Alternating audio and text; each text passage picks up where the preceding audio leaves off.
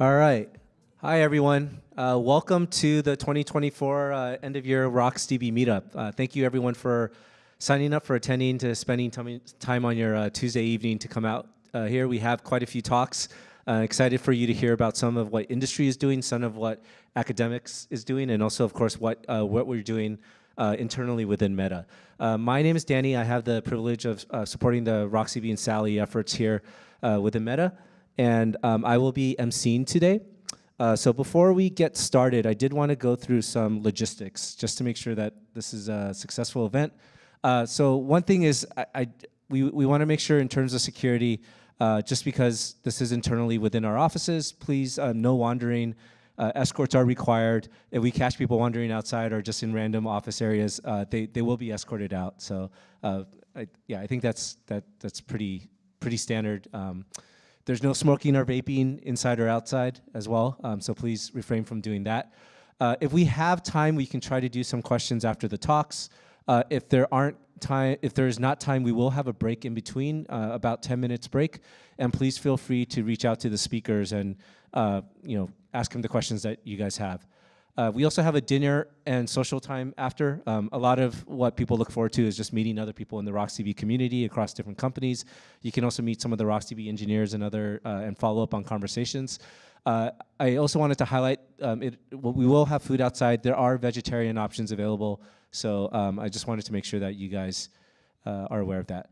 And then finally, the talk will be recorded and it will be shared on YouTube and other social media channels. So this is just a fair warning that we are recording, and this is all open source and things like that. So if you don't want to be recorded, maybe step in the back or something like that. But yeah, okay.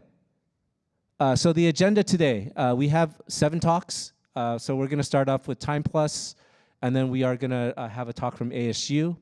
And we are going to introduce something that we build internally called Sally, which is a RocksDB storage management plane. We will have the break, and then we'll have a talk from PayPal, and then 3 consecutive talks from Meta engineers on the latest features that we built into the product. And then finally, we'll have a dinner and social time. So that will be the agenda. And if there are no other questions, we can go ahead and get started. So the first speaker we have is Chen from Timeplus. He will be talking about how Timeplus leverages RocksDB to do billions of keys, streaming, join, and aggregation. So, hello. Hey, everybody. My name is Chen, and I'm from Timeplus. So today I'd like to really share about how RocksDB powers Timeplus to do streaming query processing. Specifically, how RocksDB powers Timeplus to do large scale streaming join and aggregation, and also for mutable data. The next one. Look like it's not working. In the middle? Yeah, the green button. The green button in the middle, okay. Yeah, here's the agenda. First of all, I'd like to do a very quick introduction of Timeplus, what kind of key problem it's trying to resolve, and also the architecture, for example, the deployment architecture, the key components in each of the instance of the Timeplus. And in the meanwhile, I'll delve into one of the key feature, which is mutable stream.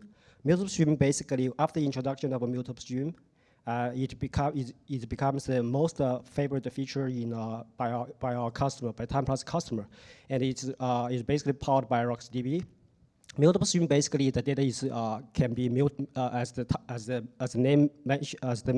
name indicated, is basically a streaming data can be mutated, can be updated. And also, I like to walk through with some of you with the key use cases powered by mutable stream. So Timeplus basically tries to handle the fast changing streaming data in an incremental way. Incremental way, if you put it another way, so it's basically streaming query processing. So users do not need to do ad hoc repeat query against the whole data. We basically do the incremental data query processing. And regarding the highlight of the Timeplus, basically it unifies streaming query processing and also historical query processing via SQL. And also internally it has 2 data data store. One is the streaming data store, and another is basically the historic data store. And in the next slides, we have some of the diagram talking about that. So internally we also have the incremental query processing engine, which is the incremental material view, and everything is in one single binary written in modern C++. So from the product point of view, basically, Timeplus can consume the data from the upstream data hub, for example, the Kafka, Redpanda, Pulsar. When data flows through Timeplus do the incremental query processing, either do the incremental join, incremental aggregation, or dynamic enrichment of the data, and then send the data to the downstream. The downstream can be Kafka, Redpanda as well. And if users like to save the data in Timeplus, they can save the data in Timeplus as well, in the historic data or in the streaming data store. So this is the typical architecture of the Timeplus deployment when deploy Timeplus cluster in production. So it is still one single binary, and it can deploy with different rower. For example, it can have metadata rower and also data ingestion rower, and also data query rower. And so we do not have any kind of external dependency, service dependency. Everything is right from scratch. And the data basically replicated across the whole cluster via a multi-route. So if we double-click each of the instance of Timeplus, basically it's layered components. So data at the bottom of the layer is basically the log layer. We call it replicated native log, which is replicated across the whole cluster, which is powered by a multi-route. We call it streaming store. All of the data basically first flows to streaming store first. It's optimized for concurrent ingest and also for low latency.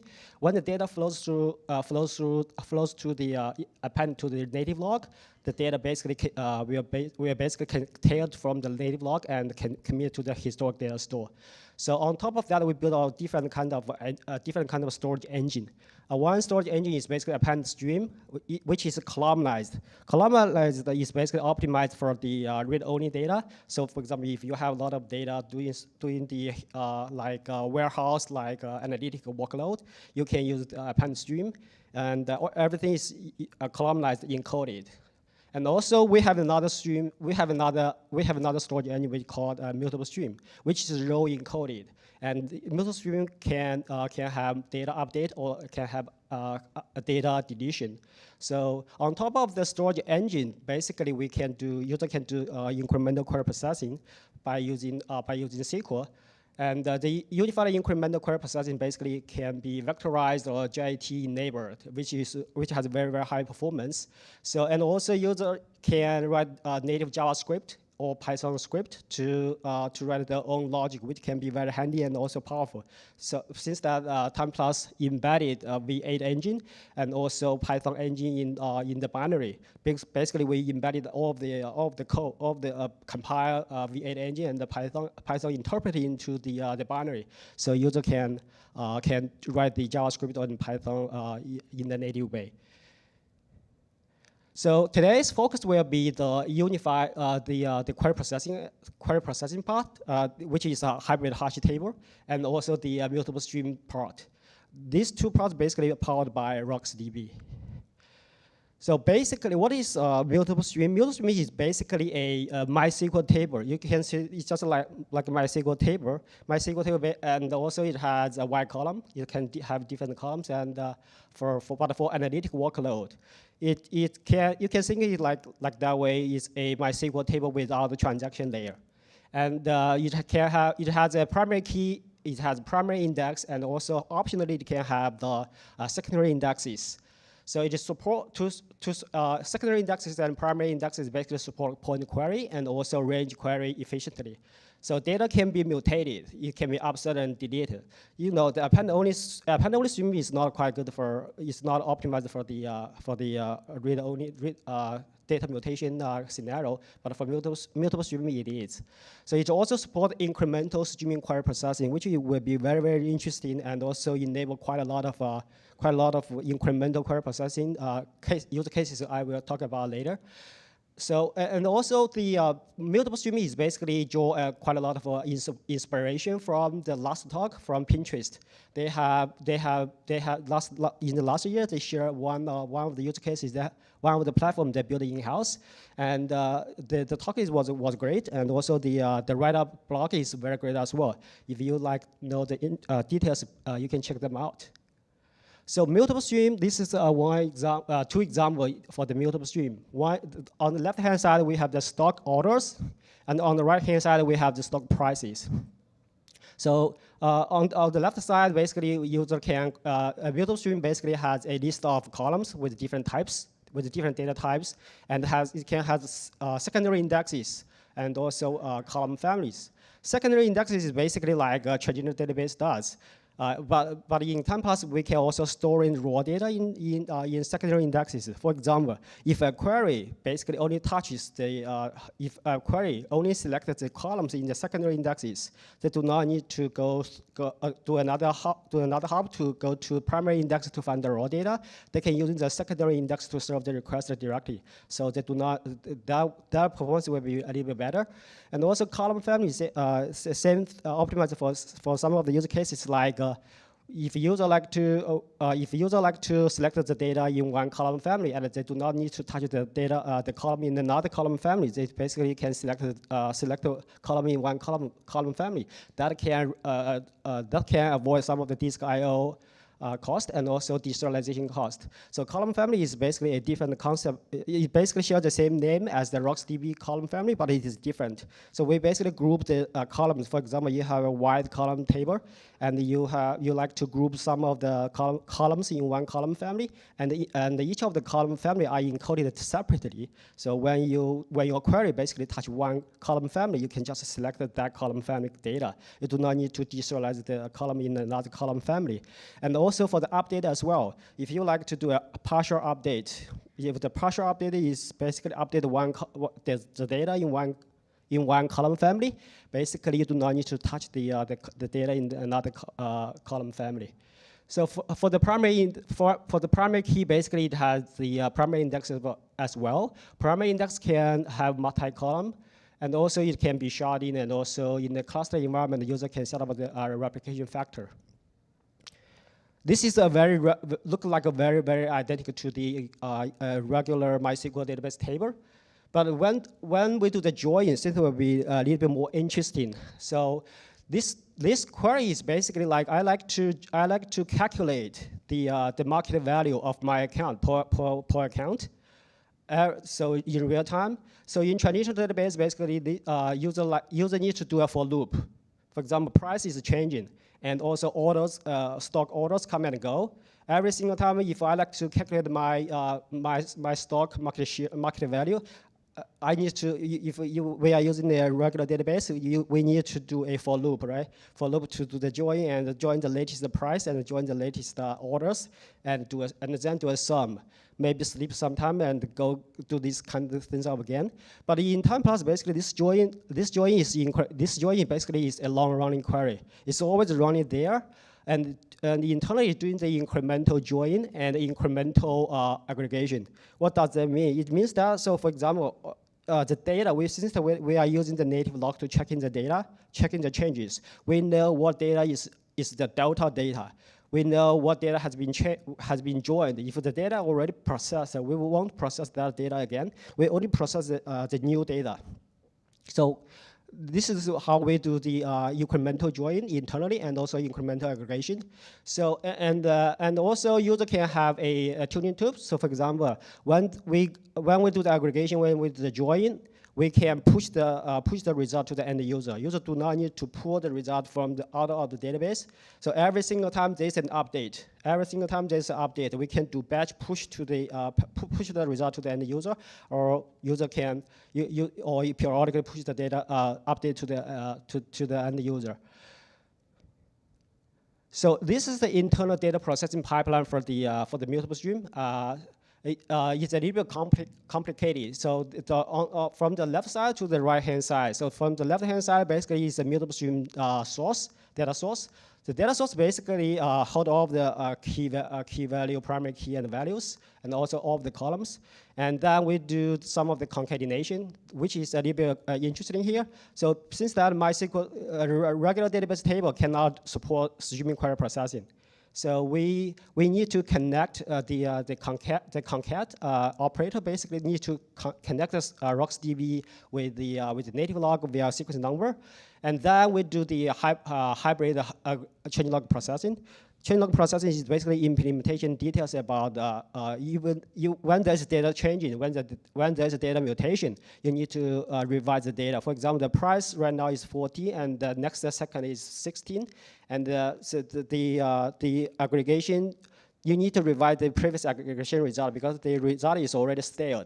You need to using the 16 to override the previous aggregation result. We need internally we need to do the changelog conversion processing, and also after the changelog processing, we need to do the hash join. Hash join is like I have on the left hand side we have the stock orders, on the right hand side we have the stock price.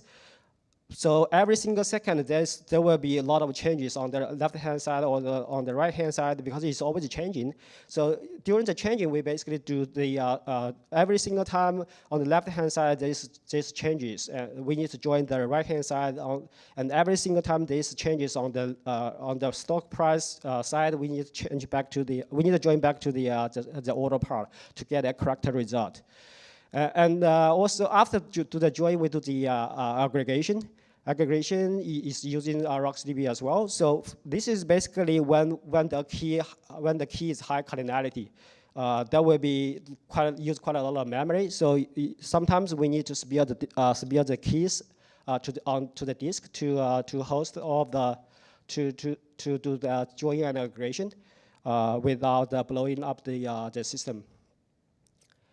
So hybrid hash, we are using hybrid hash table. Hybrid hash table basically has two tiers. The first tier is basically pure in memory, and we hold the hard key value objects. And when the hard key count reach a threshold, it will spare the keys to RocksDB. And also for the read as well. So if the key can be served from the memory, basically can serve directly. If the key is not in the memory, it basically promote from the RocksDB to the in-memory. It's just like maintaining a LRU cache in the system. So if we like to scale to billions of keys, and basically we need to do sharding. And sharding basically partition the key space to different shards, and each of the shard is basically a separate instance of RocksDB and do the same thing. So some of the use cases we are using RocksDB. We are using the Meetup stream and the hybrid hash table to do the analytic streaming query analytic. So the first use case is basically a blockchain analytic. User basically has 2.6 billion of unique transaction, and also almost 2 billion transfer and 2 billion actions. So data can be changed. Imagine that you have billions of keys. But data can be changed for some of the keys. User only care about the change of the keys. So please tell me every single time, maybe 10 out of 1 billion, 10 out of 2 billion key, 10 out of 10 key out of 2 billion keys has been changed. Very small portion of the key has been changed. Could you please update me with the latest results? You do not need, in traditional database is pretty hard. You need to do the rescan of the data, rescan of the key space and do some of the aggregation. But in streaming query processing, you do not need to do that. You basically handle the changes. You need to check in the changes and provide an update for the changed keys. So previously, we are using the pure in-memory solution.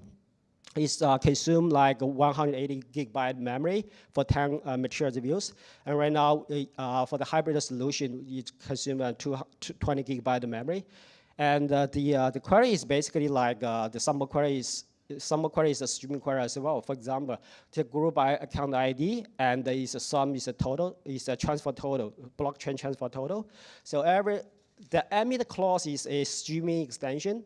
It's a streaming query extension of the system. So because traditionally SQL does not support like a streaming query, and because this is a push query. So the emit clause is basically emit on update. It means that every single time, if there's any update to any keys, please do some of the to update the latest latest sum for that account ID.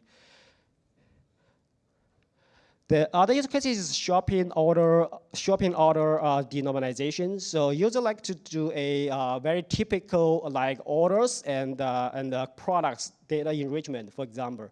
So orders come and goes, but the product is like a very big dimension table. Very big dimension table, like 200 million products there. But products is slowly changed. It is still changing data.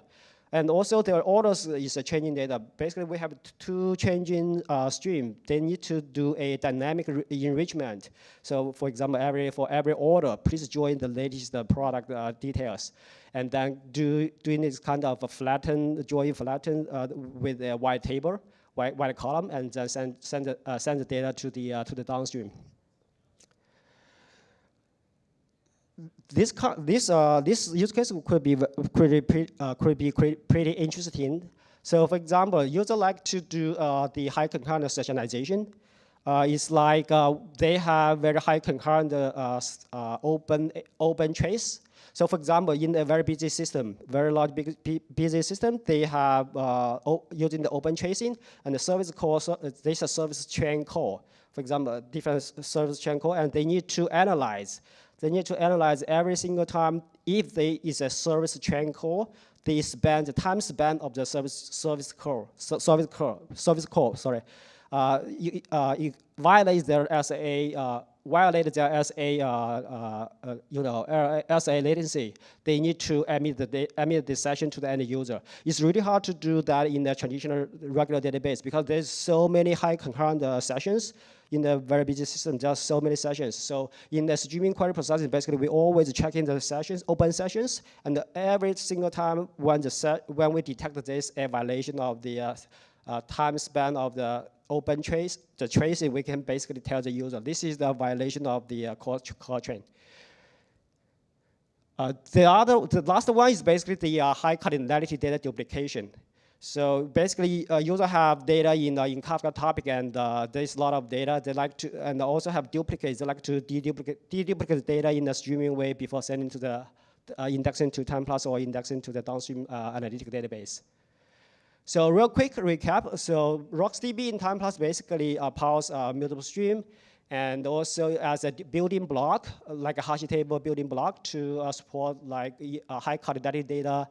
Join aggregation and also transformation, and it is enable quite a few critical use cases. So by the way, Timeplus core engine basically is open source. If you like to check them out, please check this Proton open source OSS GitHub repo. Thank you.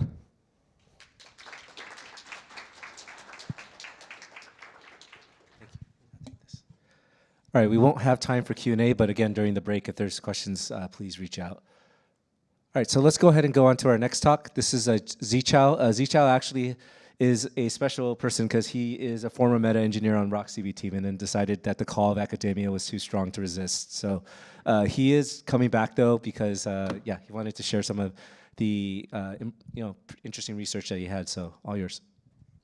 Thank you, Danny. Thanks for the invitation. And today I will share the research from my lab about the Decoupled-RocksDB and its tuning with large language models. So a little bit about myself. So actually, currently I'm an assistant professor at Arizona State University. It has been almost 3 years, and I'm leading the Intelligent Data Infrastructure Lab there. And before that, I was an engineer, research scientist at RocksDB team and work on a lot of projects like the caching, error handling, and also the workload tracing. And my lab actually focuses on a lot of things, basically the data infra or data system. So we are working on the key value stores, RocksDB, graph database, and also we are focusing on different storage systems, and also the disaggregated infra, including some of the infra for the AI/ML. And also I'm looking at the new storage or memory techniques for those above data systems. And here is content for today's talk. So we know that large companies, also cloud providers, are shifting to the, we call that the memory or storage disaggregation architecture. And Meta has a tectonic file system, right? That's like the Google file system. And in this trend, we don't use those monolithic server anymore. So we try to specifically configure the memory pool, storage pool, so the servers will have more powerful computes with GPU and CPU. That's the computing pool. And then we'll have the storage pool configured with block interface or file system interface for those distributed data access. And possibly for some data center, we'll have the memory pool, either connected with RDMA or even the latest CXL, the PCIe-based protocol. So those things are connected through the network. But if we directly deploy existing database key value stores in this new architecture or in this cloud-based architecture, we are facing the issues, including the network traffic, including some of those data access. Also, we may have the different resources balancing issues, right? So even we have those benefit of the elasticity and also the management capability, but there'll be a lot of things to do. Actually, in the past 3 years, the RocksDB team introduced a lot of features for the disaggregated infra. They have the remote compaction, tiered storage, error handling, right? And our research group go one step more, and we do mainly 3 projects I will show you today. So first, for the storage part, based on top of the remote compaction, we further abstract the compaction as a stateless independent service. So we can decouple the compaction job from a certain RocksDB instance to a certain executor. So just like the Kubernetes, the RocksDB instance just send out the compaction request. And then based on the needs, based on the priority job resources, the compaction will be executed in one of the nodes. So we have the monitoring and scheduling at the global control plane. That's what we call the compaction as a service, CAS LSM.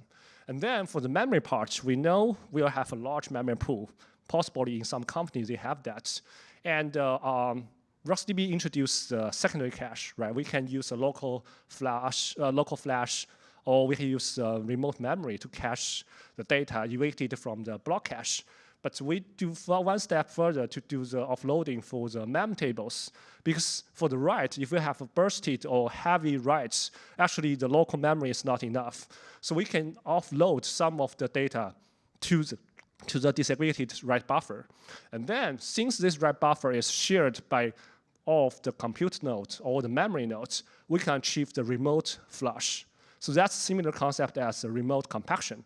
Any node with a memory access, we can flush it, and then we can schedule the flush based on the control plane.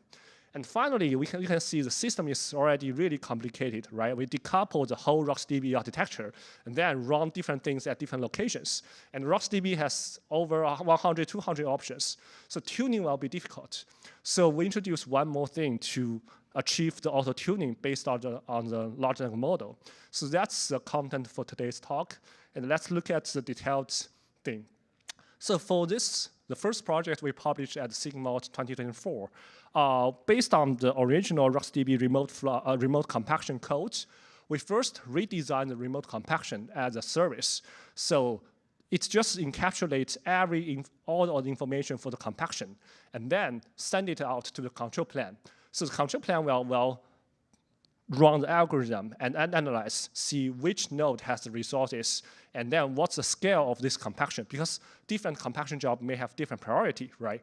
And then send it out to one of the nodes in the execution plan for the compaction. And then each node will run one agent. We call that compaction service agent.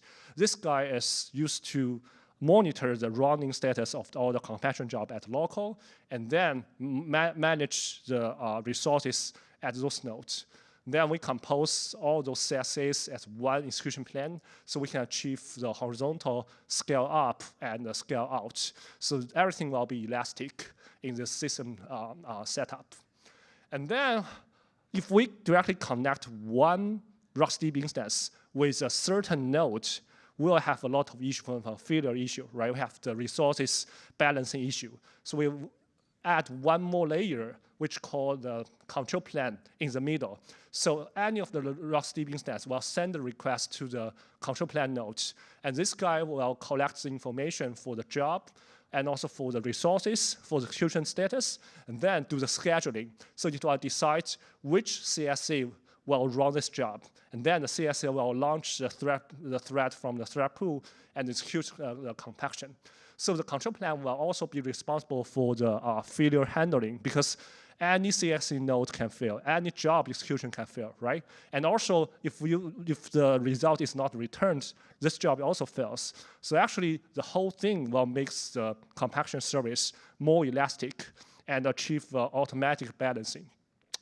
So here's the results. We compare with the disaggregated RocksDB, which is a RocksDB version from Meta, and also compared with TeraDB, which is from TikTok. And we can achieve up to 61% of the performance improvements, and also make the throughput and latency more stable. We also integrate this version of RocksDB with Kiwi Rocks, which is a distributed Redis native QL store. And you can see the blue line. It achieved the best throughput because we can balancing all the compaction job between different nodes. And even we can decide to do the local compaction sometimes or do the remote compaction.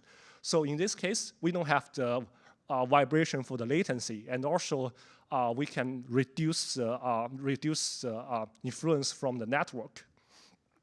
So this is a first project. And let's look at the second project. We call that the Dream LSM. So it offloads the mem table to the remote memory and then achieve the scalable remote flush for the disaggregated memory and submit to the ICD 25. And this is second project. So everyone knows, right? More memory will be better, right? So with more memory, you can cache more data there, and we can handle those bursted and skewed workloads. And also, if we can cache more data in the memory, then for the hot data, these are queries with good locality, the read performance will be better, right? We don't need to search level by level and get the results. So the idea is pretty simple.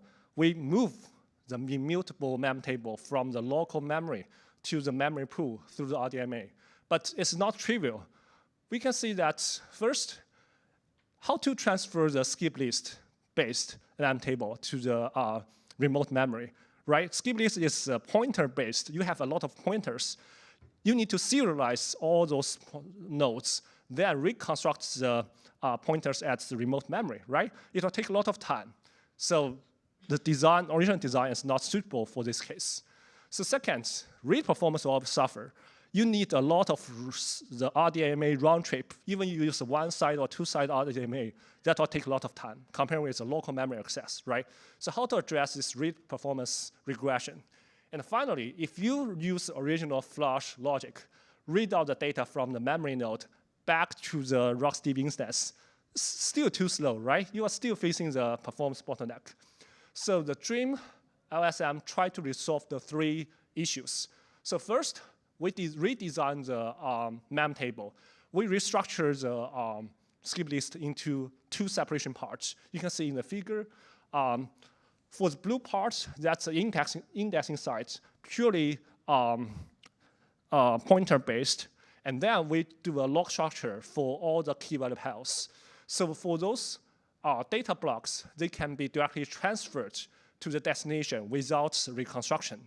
And then we just need to reconstruct the indexing part. So we improve a lot of the efficiency. And also the data blocks can be transferred in parallel, so we can maximize the RDMA throughput. And the second thing, we propose the cache-enhanced read delegation. So we know even for the memory nodes, we have a lot of computing capability, right? So memory node may have like 40 cores. So we can use some of those cores to do the local search in the mem table. So we can have an agent at the memory node do the read for the mem table lookup. So this is the read aggregation. But sometimes it is not efficient, right? You still need to send out the request. And if the resources is fully utilized, then every read request will queuing in that node. So we still make a small cache which holds the key offset of the hot kilobytes at local. So combining them can address the read performance regression for the data at the remote memory.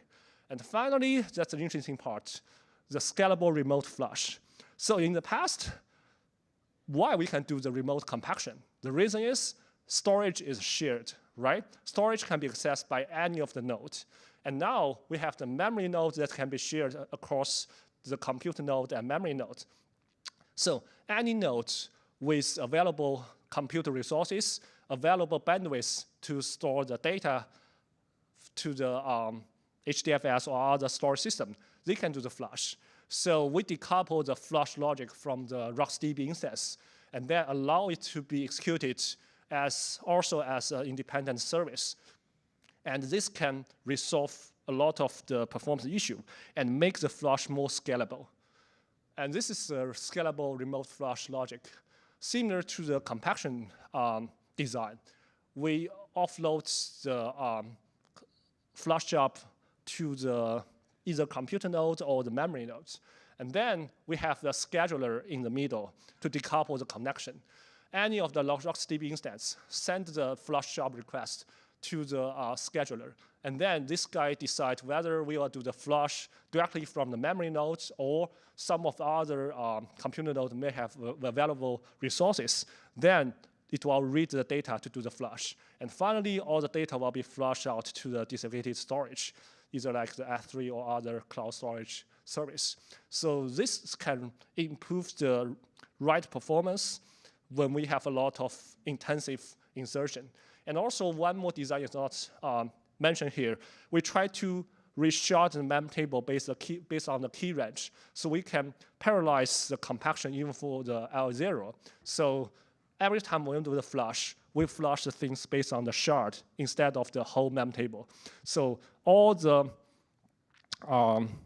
blocks, the data blocks of the mem table in the same shard across different mem tables can flush together in one shot, and they can be compacted at level 0 in the storage site. And we also implement this one and compare with the compaction as a service, the Nova LSM, and also the disaggregated RocksDB. And you can see there's a tremendous performance improvements. The orange line is Dream LSM. And you can see with a larger memory pool for the remote sites and with this scalable remote flush, so we can achieve better throughputs and also a little bit lower latency. So that's for the project 2. And now let's look at some fancy things about the large language model. So actually, everyone here is like using or develop with RocksDB, right? But do you know how many options are there? You don't know, right? I also don't know that. ChatGPT told me, okay, RocksDB has over 200 configurable options. So you can see, since RocksDB is fully open sourced, and we have a lot of documents, wiki pages, publications, right, about RocksDB. So if we have the model, either the Llama or GPT-4 model, trained with all those materials, it should know a lot of things than most of the people, right? So with those knowledge, actually we really can leverage those knowledge and the capability of the model to do the tuning. And we know that with all those designs moved to the cloud native and also with diverse workloads, tuning is difficult, right? Suppose we have a new use case for RocksDB, what we can do? Ask the expert in the team, and then find out what's the workloads. Then run the test, right? Run the benchmark. Find out not good, try to change some options based on the experience. Then rerun the test. So why we need to spend 1 month and also a lot of effort to do those tuning? So how about we just use some knowledge from the model and then construct a framework to do the auto-tuning. Okay, so that is this research, and we publish at Hot Storage, and it gets the Best Paper Awards. So here's the motivation. Last year, maybe 1.5 years ago, one day I just tried, asked ChatGPT, okay, give me an option file of the RocksDB, and just list everything there. And then I run the RocksDB based on this option file. It works, okay? So I find out maybe this guy can give me some option file data that can change some option based on the specific use case, specific hardware. And then maybe it is even better than myself to do the tuning, right? So that's the initial part of this project. Really, the ChatGPT can do the job. Okay, so this one is trained with a lot of data, right? Knowledgeable enough, and can think. So someone used the LLM to do the gaming, right? Play the chess. So it can try different solutions and find out whether I should try this possible combination of the options or change to the next one, okay? And also, it is really cheap, right? We don't need one people to do everything for 1 month. But it's not easy. So first, how to integrate LLM with RocksDB, right? So that's a problem. What's the system design we need? So second, how to ask the correct questions. I think most of you use ChatGPT, right? If you change slightly in your question, you will get a fully different answer, right?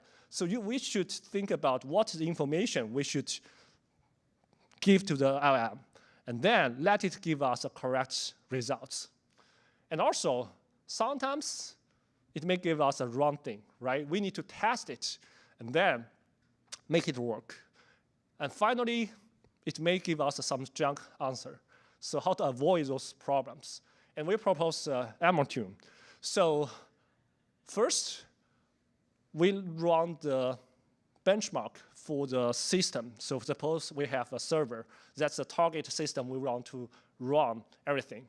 And then we have to collect the hardware information. We run the benchmark and then see what's a peak I/O, what's a memory access latency, and everything.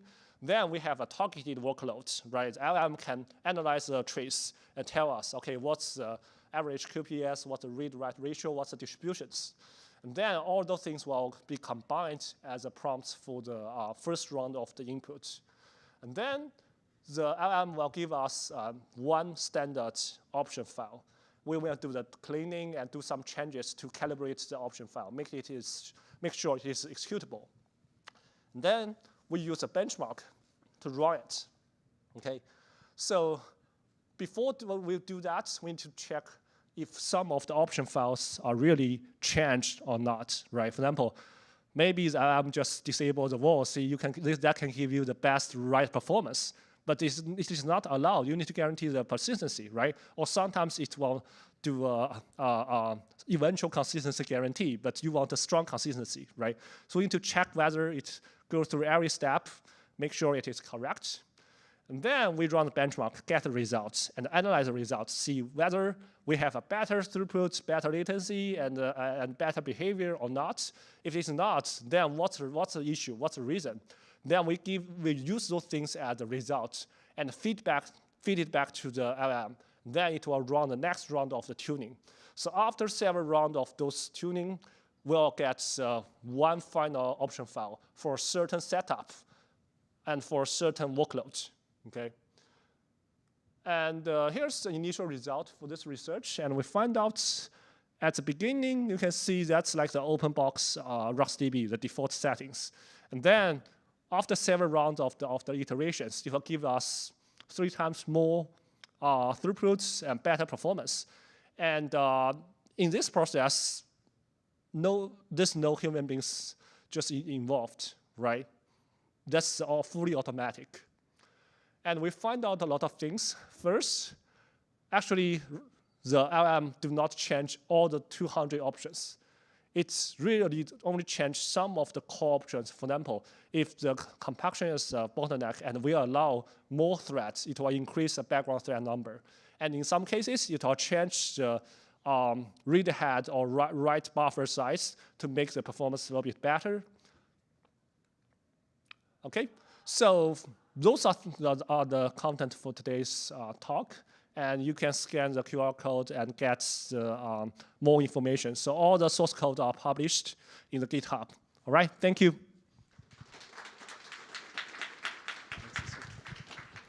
Yeah, this is actually a good segue into the next discussion. As you know, RocksDB here at Meta, we run over 90 million instances of RocksDB. And so similar to what Zhichao just shared, actually he helped build some of these originally before he left, but we are actually running in disaggregated storage mode, and then we also are building things like remote compaction and all that is running. So it's interesting to see similar directions that we're moving towards. So yeah, it's a good opportunity to collaborate and discuss what works, what doesn't work, things like that. So yeah, that's a great talk. So yeah, I think that's a great intro into Sally. So Sally is, we have the speakers, so Dhanabal and Sushil, they're here, leads here at Meta, who are building a storage control plane, or storage management plane, very similar to what Zhichao just mentioned. And I'll hand it over to them for their talk. Hey guys, so I'm Dhanabal. This is Sushil. I don't know whether some of you might remember us. We actually gave a talk a couple of years back about disaggregating RocksDB and how we have been doing it internally in Meta. This talk can be considered as a natural progression from that. So this is about Sally, which is like a data and storage management plane, which can manage millions of RocksDB instances.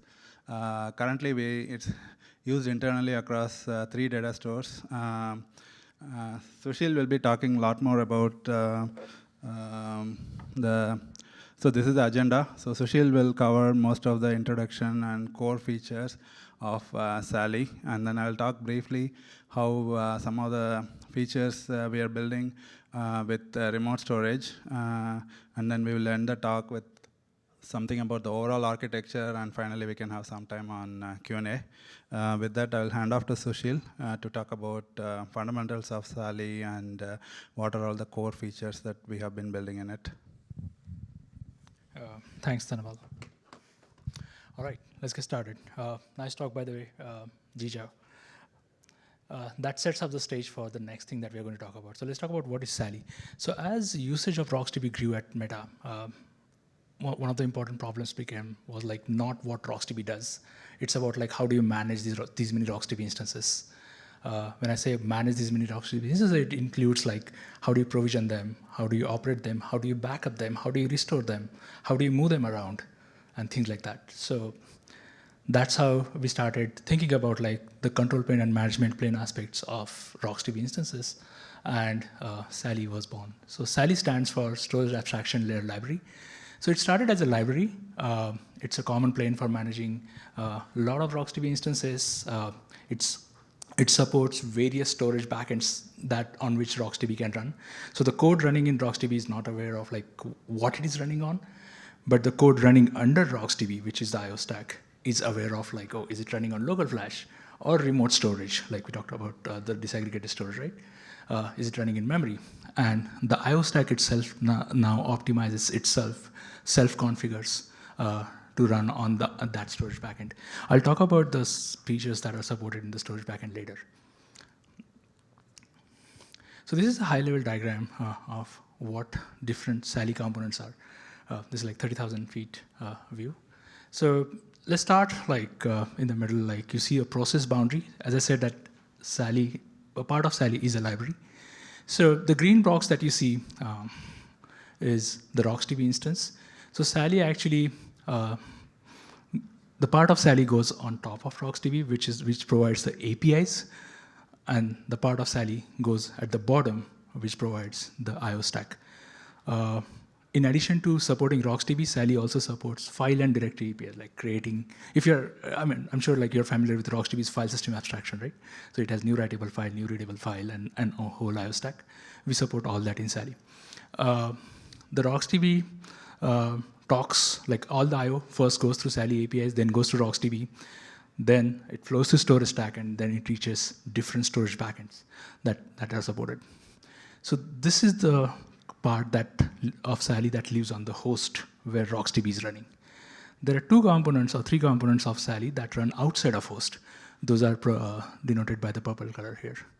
Now, as I said that there are like too many RocksDB instances run by different services at Meta. So we have to manage something called as tenant configuration. Like we need to make sure that like we are provisioning for right users with certain configurations in terms of like how much IO bandwidth they're allowed to use, how much storage that they're allowed to use, and how like they want to set some certain settings for the IO stack. So that goes into tenant configuration, which is, think of this as a configuration management system which lives outside the box. There's also a thing called metadata store. So metadata store maintains information about RocksDB instances that are running in the fleet. So this is information about these RocksDB instances. Like think of it as like catalog of all the instances. We also maintain some additional metadata about RocksDB instances in that to make sure that like we support backups and deletion of data when RocksDB instance dies. There's also a component which is called off-host processing. So as we start running on remote flash and remote HDD, like the remote storage, Zhichao covered the part about like compaction offloading. We have something similar which we call off-host processing, where we run the compactions. We are thinking of running some background like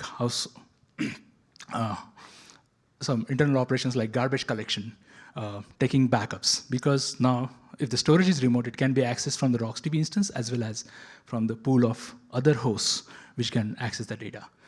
So this is the high-level components of Sally. Now let's talk about some of the features that are supported by Sally. It provides like directory and DB APIs. What we are going towards is that as part of provisioning, instead of users telling, oh, I need to provision instances on memory or local flash or remote HDD, what they would specify is the intent that they want. They want this RocksDB instances to be run for performance, or they want it for durability. So these are some example intents, but there could be more. So based on that, the combination of storage backend is constructed as part of Sally IO stack, and we start the RocksDB instance. You can see that like there is local flash, there is remote flash, remote HDD. Sally also supports steering data across these different storage backends.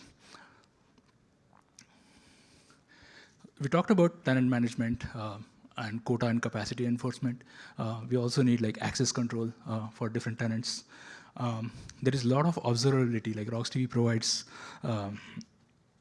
some things, but we also need to look into like the different IO patterns, different IO sizes, the latencies at the IO layer. Those are all provided as part of Sally IO stack. One of the interesting things that we support as part of remote backend is that like you can actually move data to and from one of the remote backends to local backend, local storage to remote, or between remote storages. So Sally provides this layer where you can transparently move the data, transparently move the RocksDB instance from one host to other host, and the data will follow. Now the data may not reach there immediately, but whatever data is needed at that time, we actually do the data copying in background, but RocksDB instance is up and running as soon as your call to migrate finishes. And we actually, as I mentioned, like we do tiering across different backends based on the age of the data and access patterns. The storage stack that Sally storage stack is there, it utilizes RocksDB's file system APIs interface heavily, and we have like a lot of implementations with layered implementation of that, where each layer is responsible for one small item. This layer includes like the priority-aware auto-tune rate limiting. User IOs are executed at the higher priority as compared to all the background IOs like compactions or even backups. For the storage backends which do not support read-aheads, like POSIX supports it internally, but some of the remote file systems, they do not support that. So we detect internally that, oh, you are doing like sequential read, and we automatically do read-ahead for that. So this is not done for local flash, but done for remote storage. We also use auto-tuned tier cache, which includes like storing uncompressed block cache. If you have local flash, we actually store data, the cache data persistently. It's called persistent cache The next thing is about like when you're writing data, and the storage backend is remote, the write latency would be a problem. So what we have done is that like we have implemented the write back caching in Sally layer, so that the data will be written to write back cache, and then it will be flushed later. Now, one of the challenges there was like what happens if the container or the host dies. As long as it's not kernel crash, we wanted to retain the data for remote storage, like in memory. And what we did is like we have created this shared memory-based write back cache. So the data still goes in page cache as long as there is no kernel crash. When the RocksDB instance is started again, you'll have the data. And there are things like we want to control the preferred IO size and max IO size per storage backend. That is done automatically. And also like flushing the data as we write. Like we don't want to accumulate too much data in memory as part of our write back cache, so we flush this data automatically.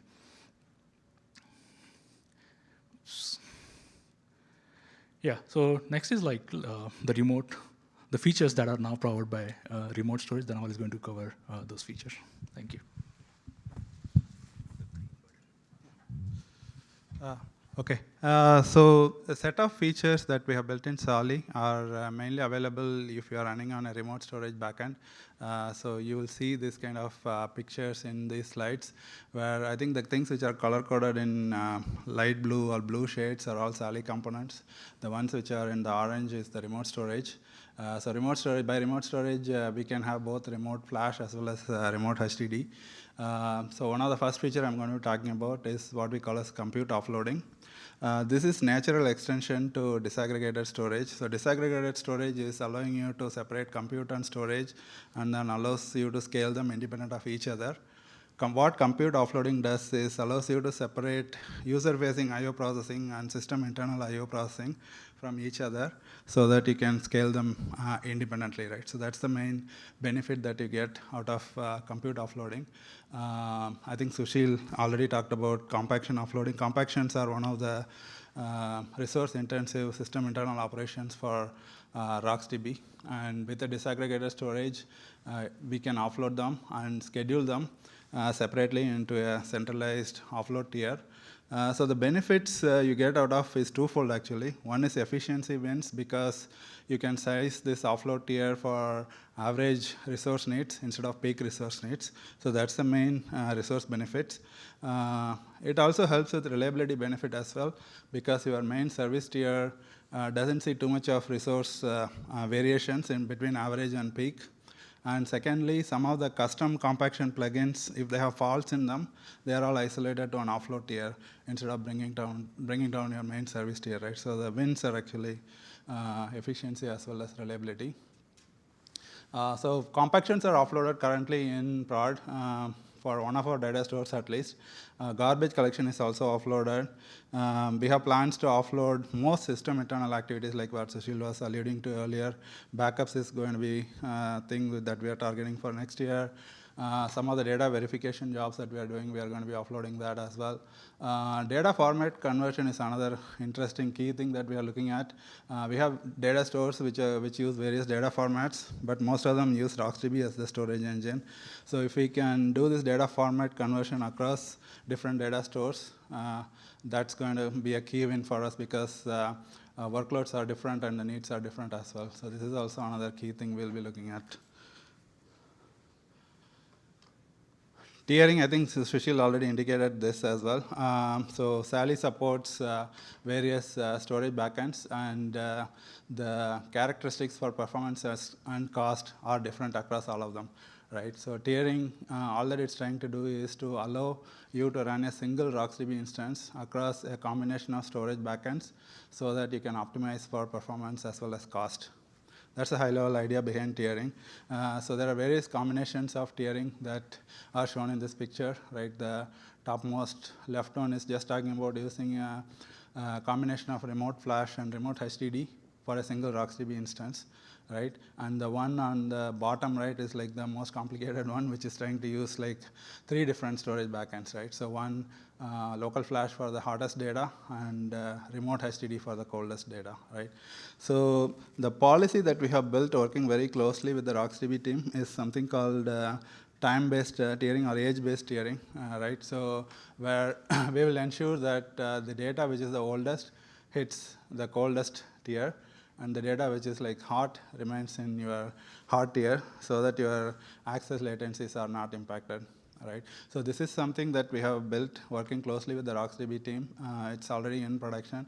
We are expanding on this so that we can have intent-based storage profiles, and also we can do tiering based on access patterns. So these are few things that we are in the process of building. Bulk loading is another key thing that we are building with disaggregated storage. You guys all know the basic APIs that RocksDB has in this area, right? So we have RocksDB supports something called SSD file writer, and it supports something called an ingest external file API. So these are like two ends of your bulk loading pipeline. Bulk loading is basically a throughput-oriented way for you to populate a lot of data into RocksDB, right? So you create SSD files through this SSD file writer API, and then you invoke one API to ingest these files into your RocksDB instance. So in this diagram on the right, we are showing two different variations where Sally can help with this. One is you have a thick client which has the Sally bulk writer itself, allowing you to create the SSD files on remote storage, and then you just send one call down to your service tier to ingest those files through the RocksDB's external file ingest API.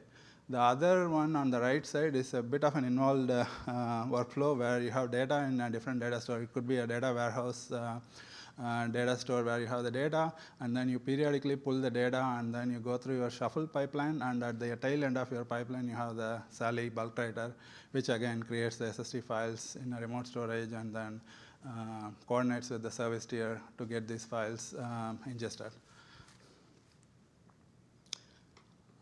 Finally, along the lines of disaggregating, the next bit that we are working on is to separate out write processing versus read processing, right? So oftentimes we find that the read needs are a lot higher compared to write needs, and what services are used to doing is to spin up additional replicas, which brings along cost for compute as well as storage unnecessarily when you just want to scale reads, right?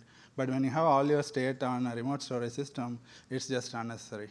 So main idea here is to leverage RocksDB checkpoints so that you can spin up additional readers wherever you want.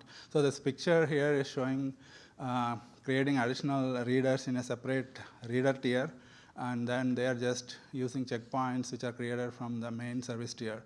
But you can do the same thing from a thick client, or you can even have a separate gateway tier which is acting as a read replica tier, for example, right? So this just will give you the checkpoint point-in-time based readers. This may work for most of your use cases if they are just trying to read through the entire database, doing scans and things like that. But if you also want to have readers which are constantly running and then catching up with the main writer, RocksDB has built this approach based on manifest tailing, where they can tail the updates of the main writer and then catch up and update their mem tables so that you can have eventual consistency reads. On top of this, another incremental addition that we are looking at is to also get updates propagated from the writer. So we are looking at few approaches. One is trying to see if we can replicate memtable update itself from the writer to the readers, or have an upper layer which provides these updates through another workstream. Most of these services have geographical replication already, and they distribute these updates through some other distributed log kind of mechanism. So if we can just tap into that stream, we can get the updates propagated to the memtables of these readers, and they won't flush it to the local disaggregated storage. Instead, they'll just wait for those updates to reach through the underlying disaggregated storage. So that's a high-level idea to support strong, consistent readers. If you put all of these pictures together, this is how the overall architecture looks like for us. So you have the tenant configuration and metadata store that Sushil was talking about earlier. You have that process instance in the middle running in the service tier. And on the right-hand side, you have the offload or off-host processing thing that Sushil was talking about, which can do a whole bunch of system internal workloads like compactions, garbage collection, backups, and so on. You can also have readers, which can help you scale reads dynamically up or down. And you can have your memory shuffle processing pipeline, which can get data from a different data store and then ingest it into your main RocksDB instance. And the data itself can be tiered across different storage backends. That's the overall picture that we have built as far as the architecture itself is. I think Danny alluded to the fact that we have almost 90 million RocksDB instances running within Meta. Out of that, more than 60 are already running inside Sally. And we have 3 data stores which are using Sally in some form or the other in production. And we are trying to expand on that. I think that was the last slide. Yeah. Thank you.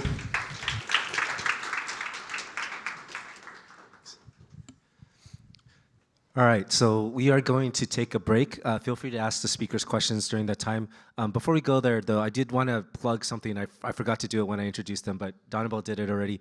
Last year, there's a couple of RocksDB meetups. The spring one at Rockset, we actually talked and presented about RocksDB disaggregated storage, so that is on YouTube. So please go ahead and take a look. It was also a accepted paper at ACM Sigmod, so you can go. It's called Disaggregating RocksDB: A Production Experience.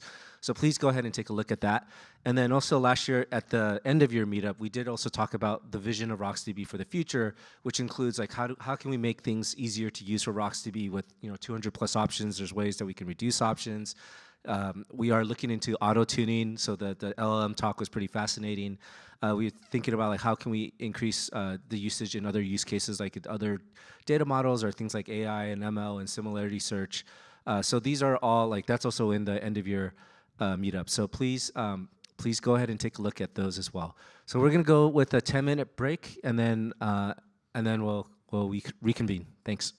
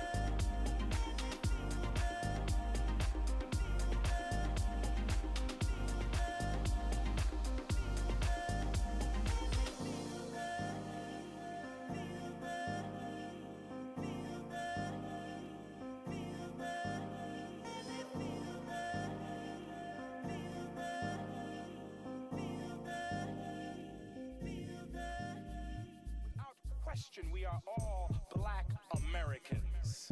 You do not know a thing about Detroit. I am from Detroit. Motown.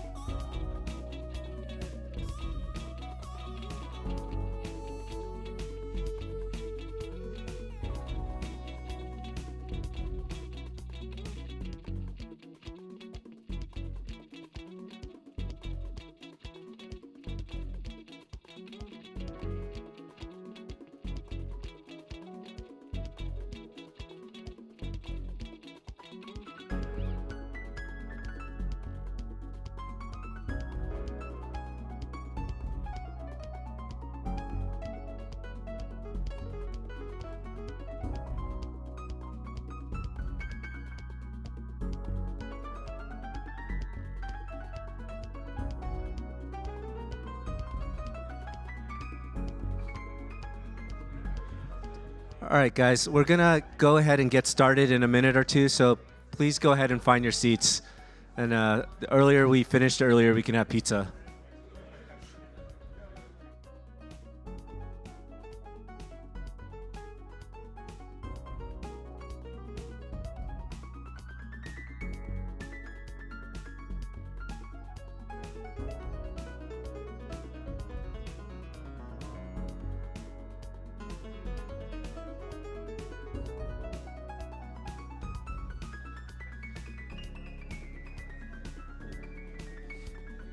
All right, let's go ahead and get started as people find their seats.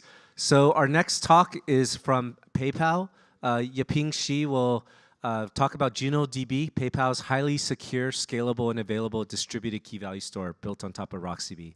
So Yaping, it's all yours.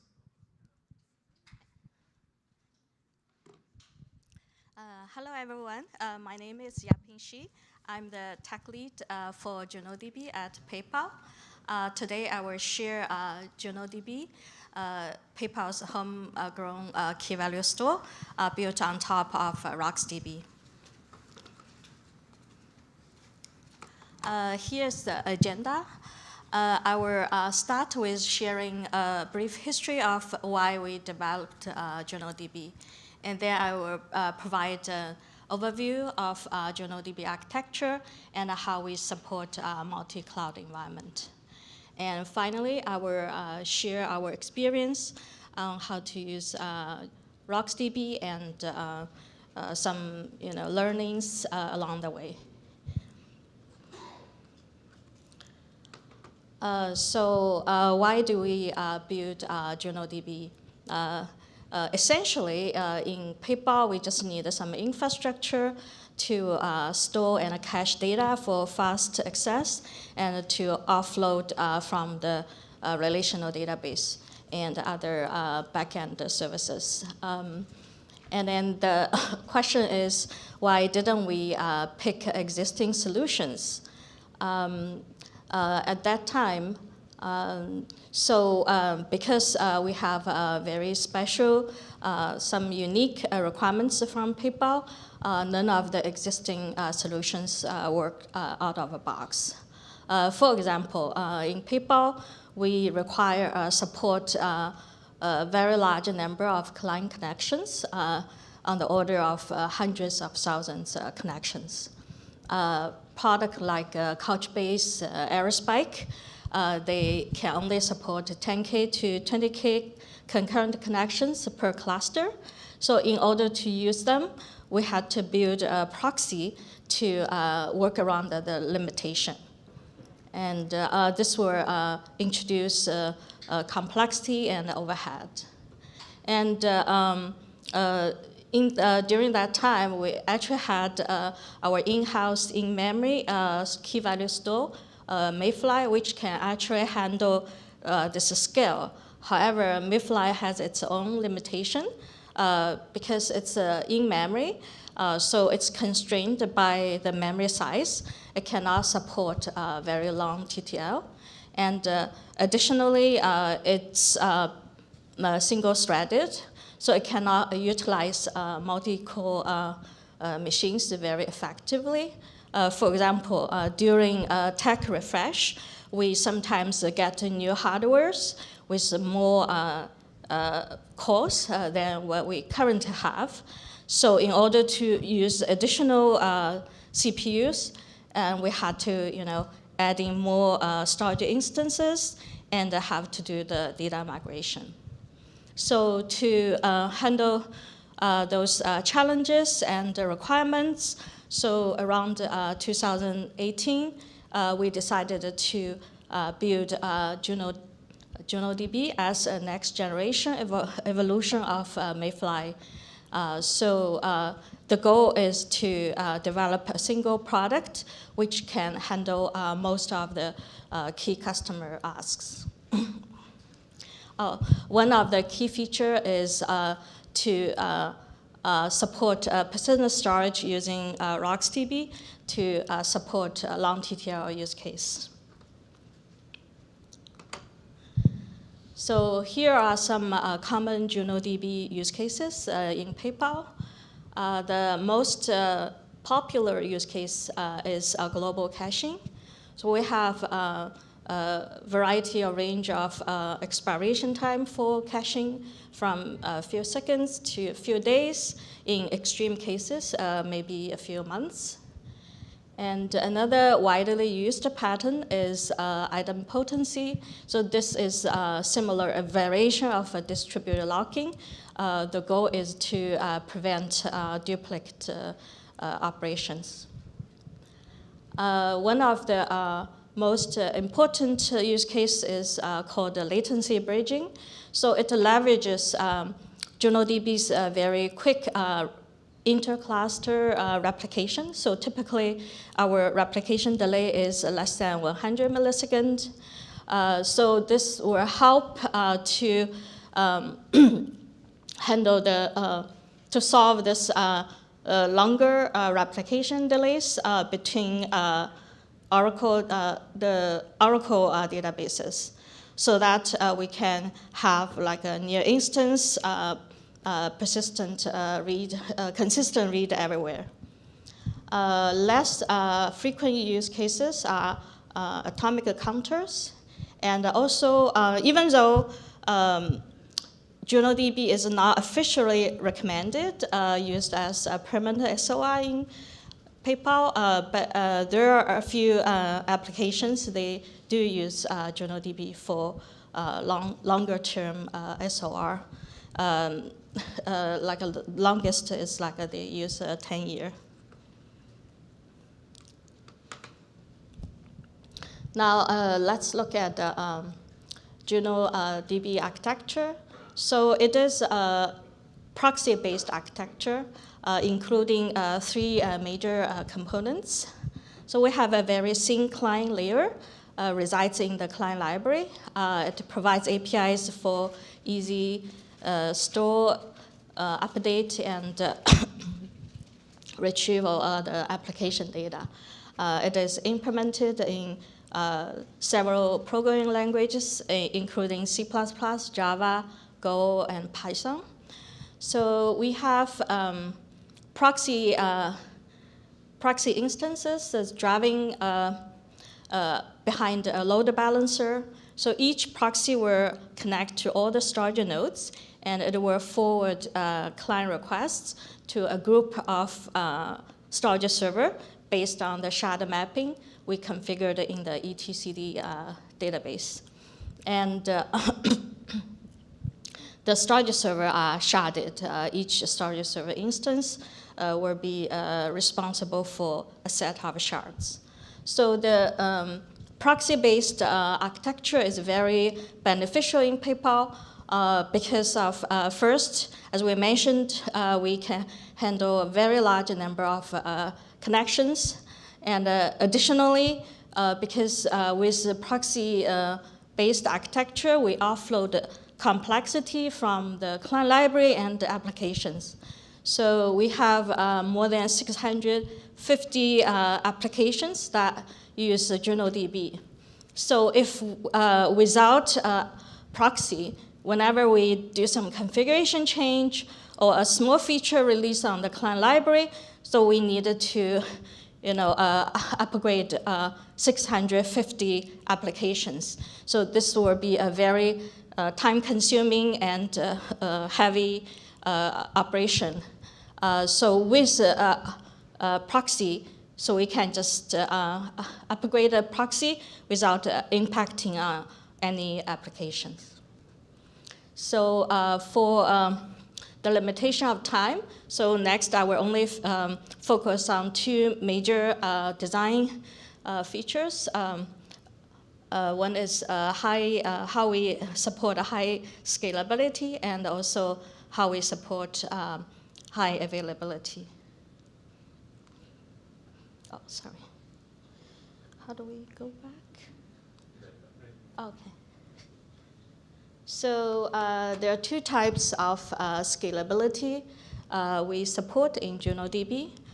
First, as we mentioned before, so we were use a proxy-based architecture to support connection scalability. So for each of our proxy node, we will support at least 10K concurrent TLS connections. So if we have 100 proxies in our cluster, we can support 1 million concurrent connections per JunoDB cluster. When data volume increases, we can also horizontally scale JunoDB by adding more storage servers. So we basically partition the data across multiple storage nodes using consistent hashing. We also support data redistribution for enabling efficient scale in and out. So on the right,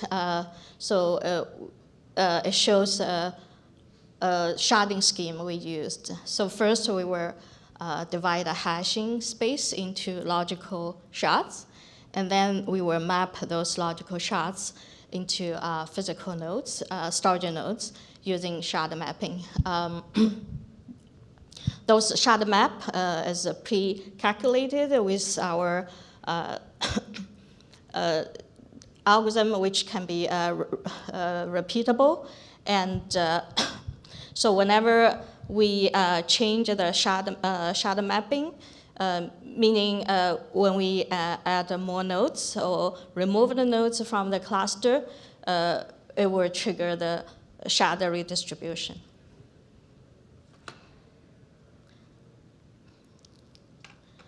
So we designed JunoDB to support high availability through data replication, both within the cluster and across, basically between the cluster across a different data center. So here, let's look at data replication within the cluster. So for operational simplicity, so we organize our storage servers into a grid. So each zone, so each column represents a zone, and each row represents a storage group. So each zone, basically, we want not sharing any, basically it's not a minimum phase sharing, so that we don't fail at the same time. For example, in bare metal case, each zone you can map to a rack. So they don't share power, they don't share switch. So in cloud, you can map it to availability zone in the same region. And then we basically shard the data, and each shard will be mapped to a group, and the data is replicated to the storage servers in the group across different zones.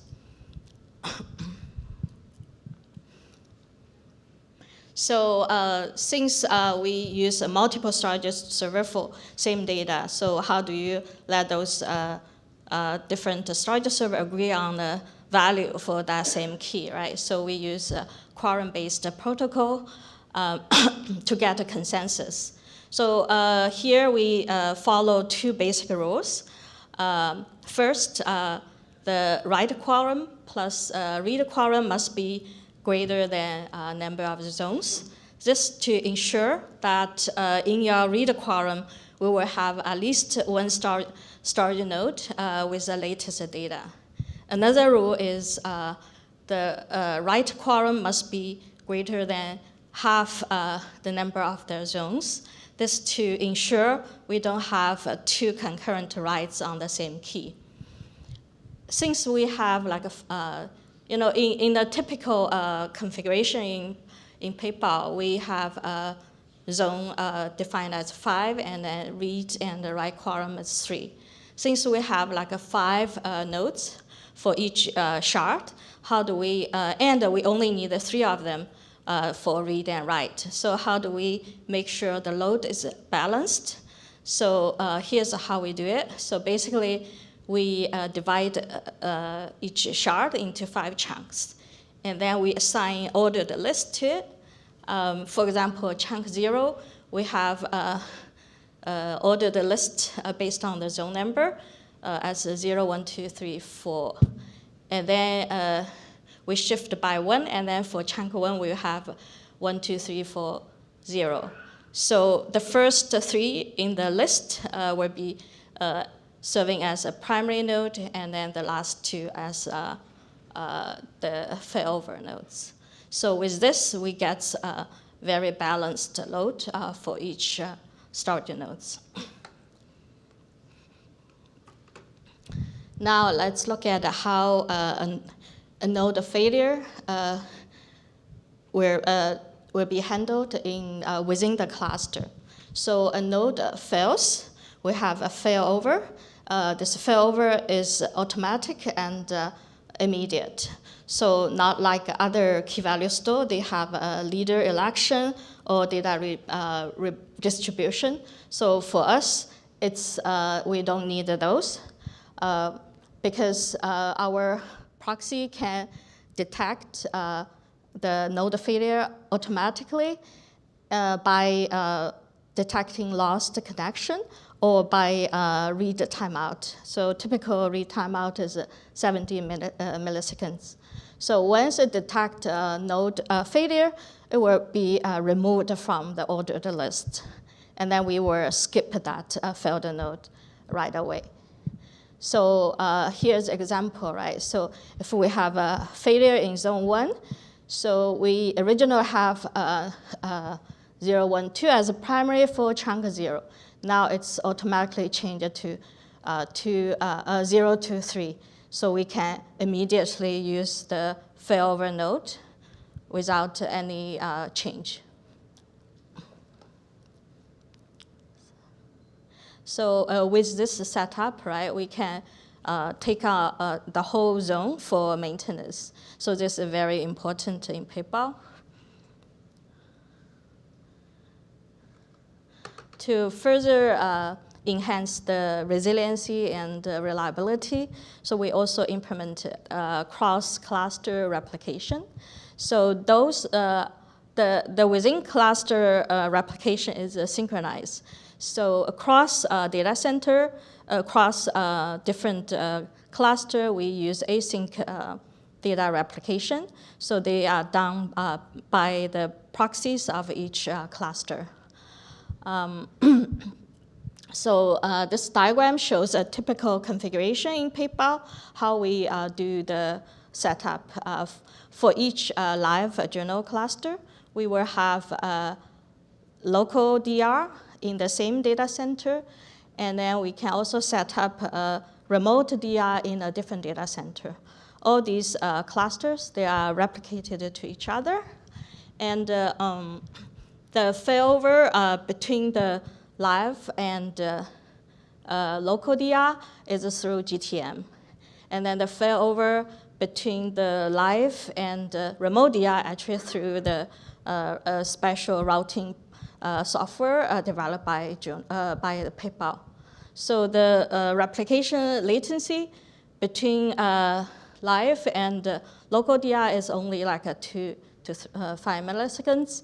And then the replication latency between live and remote DR is about, usually it's within 30 milliseconds. 99% is around 100 milliseconds.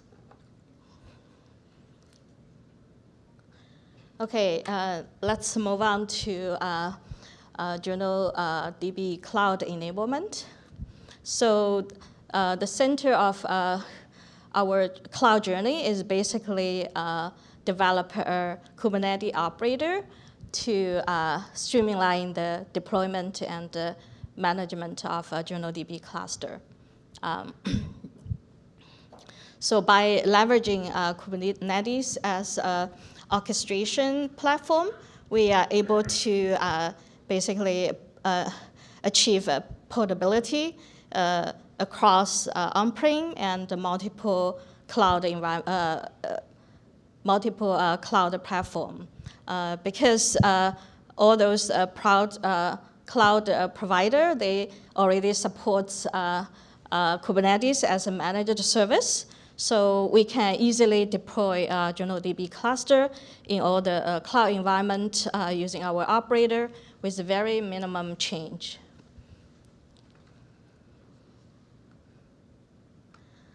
So here is a big picture of how JunoDB cluster looks like on Kubernetes. So in its center, we have a Juno operator, and it manages custom resources. So we have 4 types of customer resource, each mapped to key components in the JunoDB cluster. So we have JunoServe, which is basically proxy. Now we have storage server. We also have etcd server. Basically, it's also a different key value store, save the configuration for our cluster, and also save the stats for data redistribution. And then we have a cluster manager, which basically triggers or initiates the configure change and triggers data redistribution. Due to time constraints, so I will not get into detail of all the components. We can share afterwards.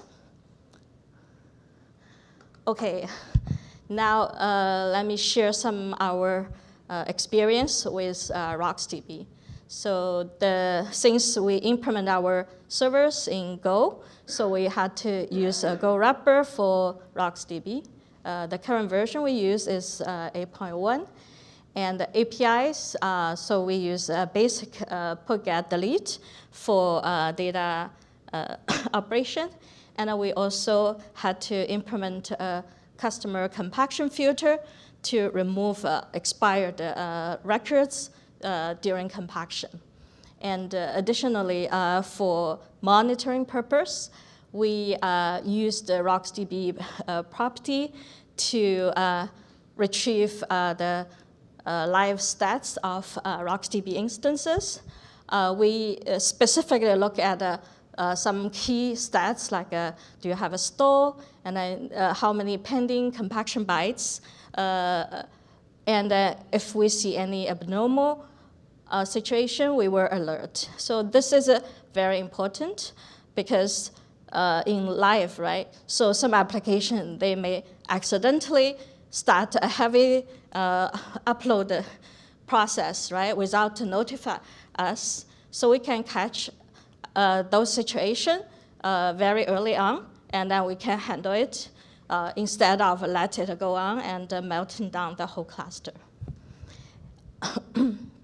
During the design phase, we actually did some POC and tests to decide, how do we model shard.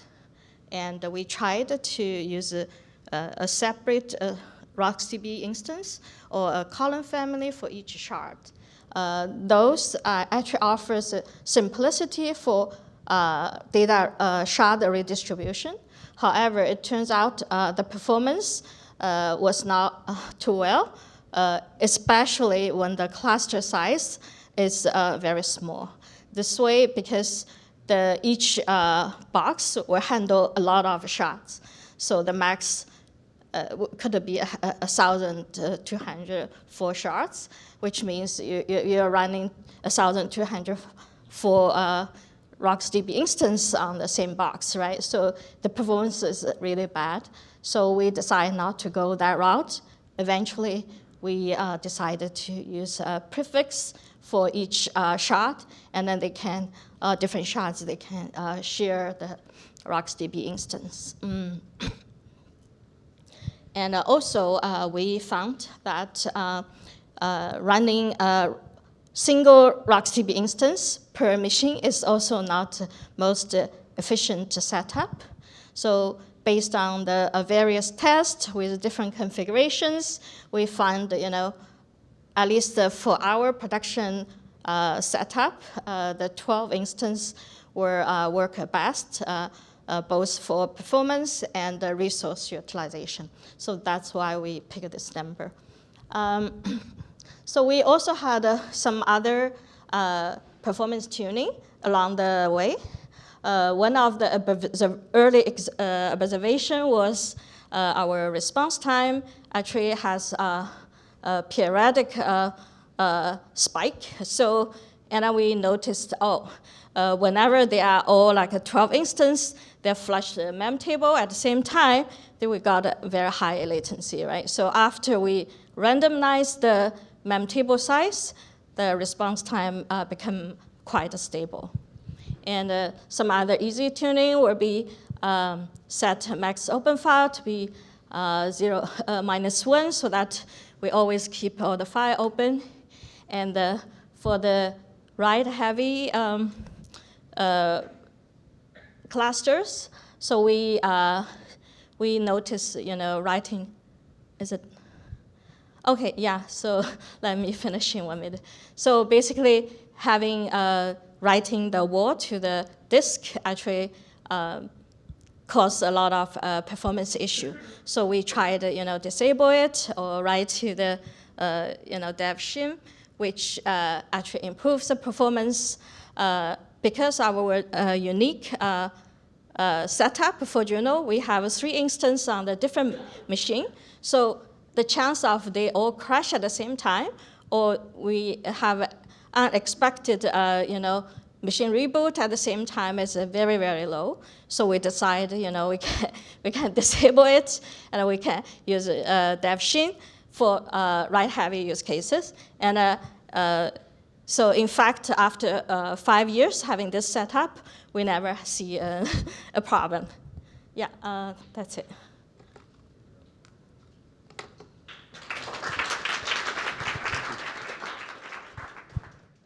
All right, thank you, Yaping. So in the interest of time, we're going to go ahead into the 3 RocksDB talks from Meta, and I'll just have you guys come up and introduce yourself.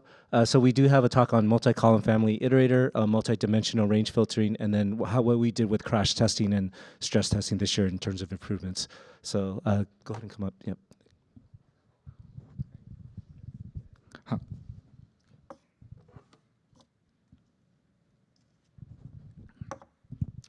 Okay. Hi everyone. My name is Zhichao. I'm a software engineer in RocksDB team. Today I'm going to talk about multi-column family iterator. It's a new feature they introduced earlier this year.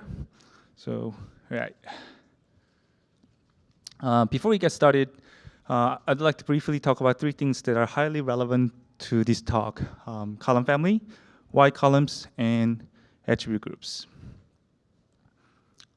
Let me start with a quick question. How many of you in this room use more than 1 column family in your production RocksDB today? Just curious. Raise your hand. See, okay, good.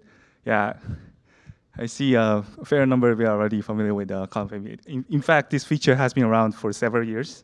It's been available since RocksDB 3.0. In my mental model, column family is like a mini database itself within RocksDB. Each column family can be configured differently, like compaction settings, compression type, path in the file system, and so on. So that basically means that each data in each column family can have different characteristics.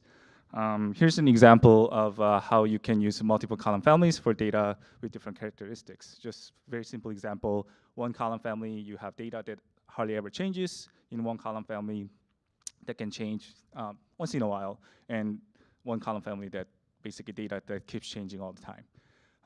Benefit of doing this is quite obvious. Like all the compactions triggered by column family 3, you don't have to rewrite or read data from column family 1 or 2, things like that. So there are many other benefits of using more than 1 column family. You can find more details in our wiki page. Historically, RocksDB has been mostly serving pure key values, where keys are a stream of bytes and values are also a stream of bytes. Users can build their own applications on top of RocksDB and define their own schema for keys and values and so on. But however, there has been needs of supporting structured data natively within RocksDB, so we introduced wide columns in version 7.9.0. This is what I mean by wide columns here. Basically, on the left-hand side, you can see a simple example of how you may store data as a plain key values. On the right-hand side, you can see an example of data stored in fully structured way, as in traditional relational database. White columns lie somewhere in between as a semi-structured data. You can find more details in the wiki page as well. And attribute groups, you can simply think of attribute groups as a white columns grouped by column families. Let me explain with a simple example here. So combining examples from previous slides, you have rows stored as white columns in 3 different column families here. What attribute groups allow you to do is retrieve them as a single entity per key, like this. I don't know if it's large enough for you to read, but basically for each key, we'll have a group of white columns retrieved from each column family. Pretty straightforward. You can see column family there, white columns listed, and yeah, these are the APIs that you can use to retrieve them. Okay. So with 3 things in mind, you can have reasonable guess of what multi-column family iterator does. As the name suggests, iterates across keys from multiple column families. It also provides a consistent view across all column families. It can be explicit if you provide the snapshot through read options, or it'll be implicit if you don't at the time of iterator creations. It also maintains the child iterators in a heap, where each child iterator is basically the existing DB iterator implementation. And lastly, the multi-column family iterator comes in 2 variants. One is a coalescing iterator, and the other one is attribute group iterator. I'll go over more details in the later slides about these 2. So coalescing iterator, it implements this standard iterator interface, which includes the value and columns. If the same key exists in more than 1 column families, the value from the later specified column family in the iterator creation will win. I'll show you an example of what I mean by this in the later slide. And also each iteration merges all the white columns from column families. That includes the anonymous default column. And if same column name also exists in more than 1 column families, then column from the last specified column family, just like the key collision in the iterator creation, will take precedence. And lastly, the information about which column family the value in column came from are not retained in this iterator. If you need that information, you'll need to use the attribute group iterator. I'll go over more details in the later slide. So here's an example of coalescing iterator. So we have 3 column families here. As you can see, A appears in all 3 column families. In this iteration, the value from column family 3, BAS, appears because column family 3 was specified at the end of the list when the iterator was created, like here. And the rest of the iteration is pretty straightforward. Here's another example. In this example, column family 2 is not specified. You don't necessarily have to specify all the column families in the iterator creation. And as you can note here, that foo is appearing because column family 1 was specified after column family 3. And this is an example with the Y columns. As I mentioned earlier, Y columns do get merged as part of the iteration. However, you cannot really tell which Y column the columns are from. For example, by looking at this result, we don't know which date of birth or last login at came from, which column family they came from. If you need that information for your application, you need to use the attribute group iterator, which I'll get to the next slide. Actually, before I get to the attribute group iterator, this is how you can create a coalescing iterator. It also supports the lower bound, upper bound, just like the standard iterator. Yep. And yeah, the order of the column family handles here matter, as I said, if you expect to have the key collision or Y column name collision. Okay, so here's the attribute group iterator. It implements the different interface. It has the attribute groups API. If the key or column name exists in more than 1 column, it's not an issue for attribute iterator. And also column family handle pointer is available in each attribute group, so the user can find which column family the key or why columns came from. Let me show you an example of what I mean by this. So yeah, this is an example. I don't know if the font is large enough for you to see, but basically, yeah, it has the column family information as well as all the Y columns for the data for each key, basically from each column family. Okay, and this is how you can create the attribute group iterator. Yep, very much like coalescing iterator. Okay. So here's the summary of the difference between the two multi-column family iterators. If you don't expect any key collision or column name collision across multiple column families, you don't care about which column family each key is from, then you can simply use the coalescing iterator. Even if you expect some collisions, but the way we are resolving them by the order of specified column families is okay with you, then you can still use the coalescing iterator. Otherwise, attribute iterator might be the choice, better choice for you. Yeah, we still have more work to do. We still have to implement the refresh API, the API that allows you to update the iterator with the refresh view of the database without destroying or recreating the iterator. And the attribute APIs are not supported in the transaction class yet. And we also need to support the unprepared, right prepared and unprepared transactions for coalescing iterator. We also need to make sure it works with the user-defined timestamp. Last but not least, we also need to do some performance benchmarking for this feature.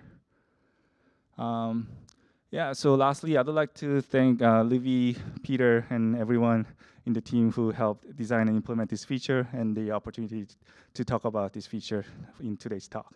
Thank you very much.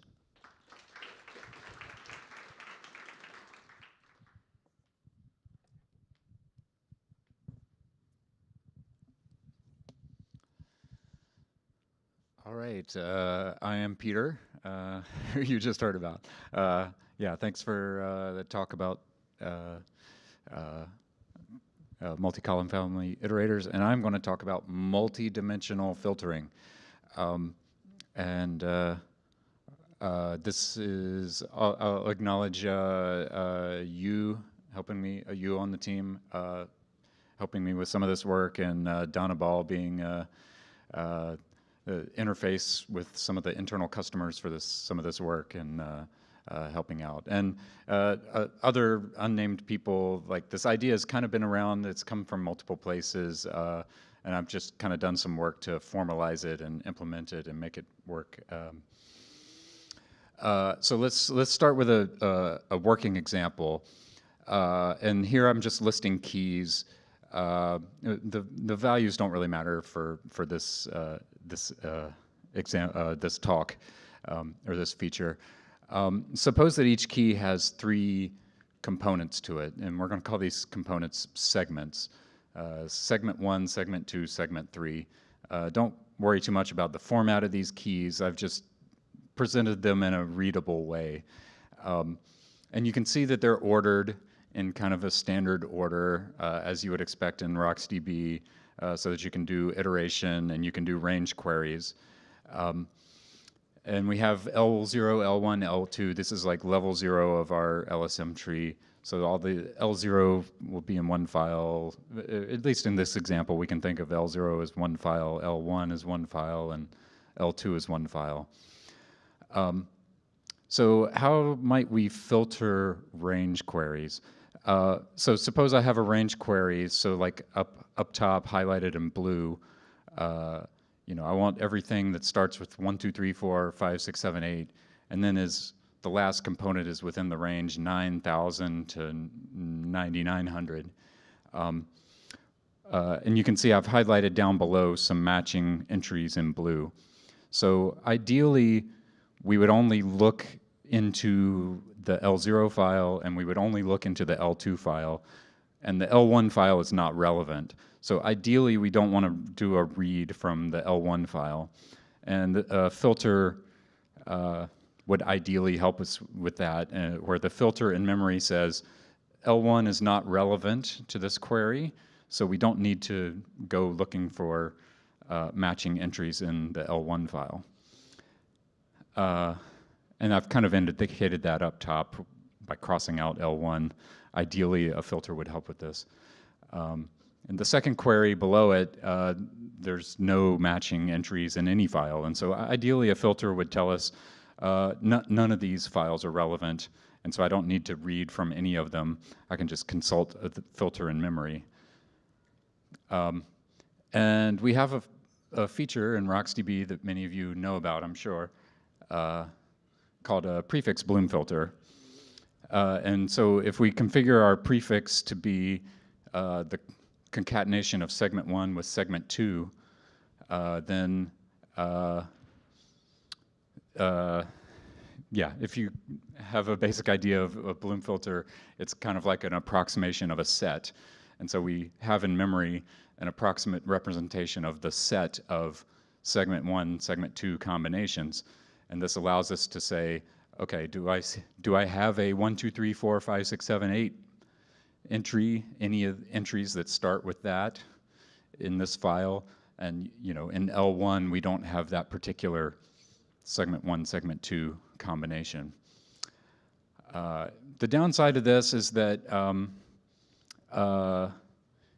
it's the number of prefixes could be on the order of the number of keys total, and so that's a significant amount of memory to track and build this data structure.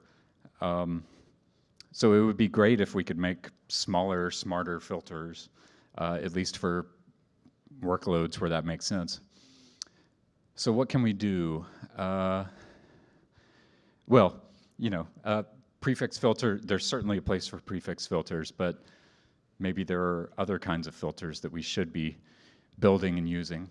So let's look at some other example queries. So like in this blue example, 1, 2, 3, 4, 2, 3, 4, 5, and then the third component we want to range from 9,000 to just 9,009. So that's kind of a narrow range that I'm querying for that third component. And you can see that it's just L0 that matches that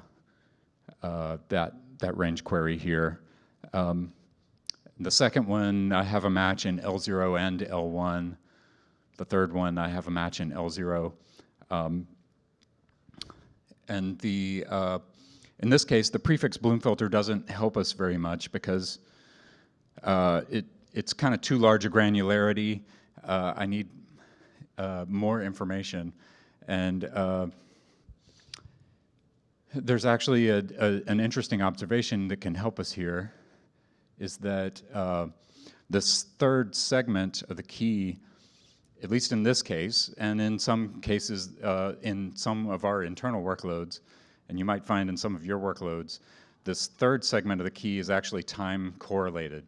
So, as I'm writing data, it happens to correspond to, that value kind of almost monotonically goes up or almost monotonically goes down over time with new writes. So in this case, you can see that it's actually going down. So the oldest data is like well over 9,000, and then L1 is somewhat newer data. It's a little closer to 9,000, and L0, all the third segments are really close to 9,000. You can see the particular ranges of those third segment values next to L0, next to L1, et cetera. I've added those right there. We can actually use this, we can build some kind of simple filters that help us to take advantage of this property of the data. Again, this isn't going to apply to all workloads, but for some workloads, this could be really useful. So what we can do is we can build something that I'm calling a min-max filter. I don't know if there's a better name out there. But it basically just stores what's the smallest value for this segment that I've seen in this file, and what's the largest value for this segment that I've seen in the file. So those little ranges that I put next to L0, L1, L2, you can think of those as representing a min-max filter on segment 3 for that whole file. And you can, what that smiling face indicates is that these are really, really small filters. They're, they're like O of 1 small for the whole file. It's not O of number of entries in the file. So that's really cool. It costs almost nothing to keep them in memory. And actually, in this case, it just so happens that these queries are not really, what can help us filter these queries is not the segment 1 and segment 2, but we can actually just use these simple filters on segment 3 to filter these queries in particular. So if you look at them closely, like the range 9,000 to 9,009, that range doesn't overlap with L1 or L2. And so we know that we only have to look in L0.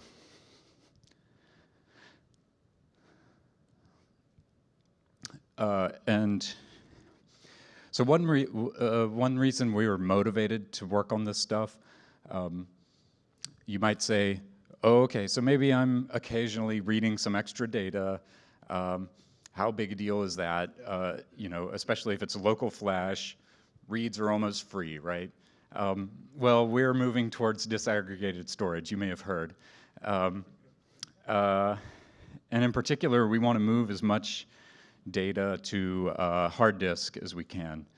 We have a lot of good uses for rarely accessed data, but to make it feasible to keep it around so that it's available when we want it, we need it to go on hard drive rather than flash, which is much cheaper for rarely accessed data. So like L2 might be on hard disk and L1 and L0 are on flash. So we want to make sure that we want to do everything we can to minimize the number of reads that go to L2. In particular, we don't want to be reading it unnecessarily over and over for data that can be found in L0 and L1. And range scans are especially difficult for without a filter that's able to deal with range scans, you basically have to access every level. Okay, so even more range queries. Where was I going with this one? I forgot. Oh yeah. How am I doing on time? Okay. Yeah, so we can generalize this idea even further. So one thing we might try is, so here's some more range queries. Can we do something smarter than like a prefix bloom filter? Even though in these cases, you can see that my segment 3 range is really large, so that min-max filter on segment 3 is not going to be much help here. But maybe there's some other kinds of cheap filters that I could build that would help me. This is all workload dependent, but let's look at these queries, like 3333. If I just had a bloom filter just on segment 1, rather than segment 1 appended with segment 2, that would be enough to tell me that 3333 doesn't exist anywhere. And similarly with 5555 on segment 2, that doesn't exist anywhere in my database. So if I had a bloom filter just on segment 2, that would be enough to tell me that none of these levels files are applicable. And hopefully, the set of values for segment 1 plus this, the size of the set of values of segment 2, that's probably going to be much, much smaller than the set of, combinations of segment 1 and segment 2. So maybe that's going to be useful somewhere. We haven't really tried this anywhere yet, but it's in the set of functionality that we're building so that people can use it when it proves to be useful.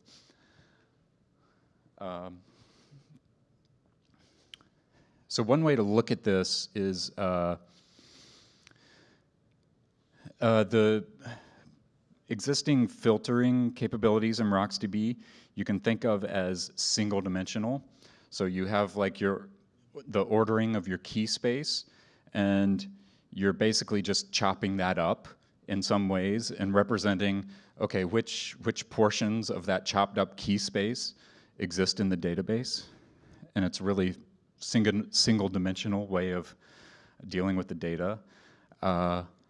Whereas these new features are really multi-dimensional, where you're kind of breaking up the data and looking at like ordering relationships that cut across that single key ordering. Yeah, I don't quite know how to describe that any better, but if you're a linear algebra person and like matrices and multi-dimensional data, maybe this makes some sense to you. And that gives us some additional power to optimize certain queries on our data. But something like secondary index would give us even more power, or at least different kinds of power, probably more power, but it comes with a lot more tracking overhead to maintain that secondary index and maintain the data associated with that index. So I think of this work as filling out more of the available technology space between, simple filters and, complex indices, high overhead indices, giving us more options in the middle to do some clever things to optimize some cases. And so where this work could go in the future, you might have, we will probably add the ability to add some simple where clauses on range queries. And by the way, you might see some secondary index work coming in the RocksDB space. So where queries, what might that look like? So imagine right now a range query is like a single lower bound and a single upper bound. But that doesn't give me the ability to say like in the blue like 1, 2, 3, 4, and then the second segment can be from 2,000 to 3,000. But then maybe I'm only interested in this third segment if it's between 9,000 and 9,009. And so, there's no single lower bound and upper bound on the key that describes this query. I have to use, in this case, a where clause on segment 3 to say, I want to limit the scope of entries returned to me to those. So I'm not proposing any magic where we would avoid iterating over the entries that don't match that where segment. But what we can do with that where segment is we can use it in combination with these new filters. And so like if we have the min-max filter on segment 3, then if I know I'm not going to return any keys where segment 3 is outside of this range, then I can check the filter and say, oh, L1 and L2, they're irrelevant. I'm not going to find anything that matches that query there.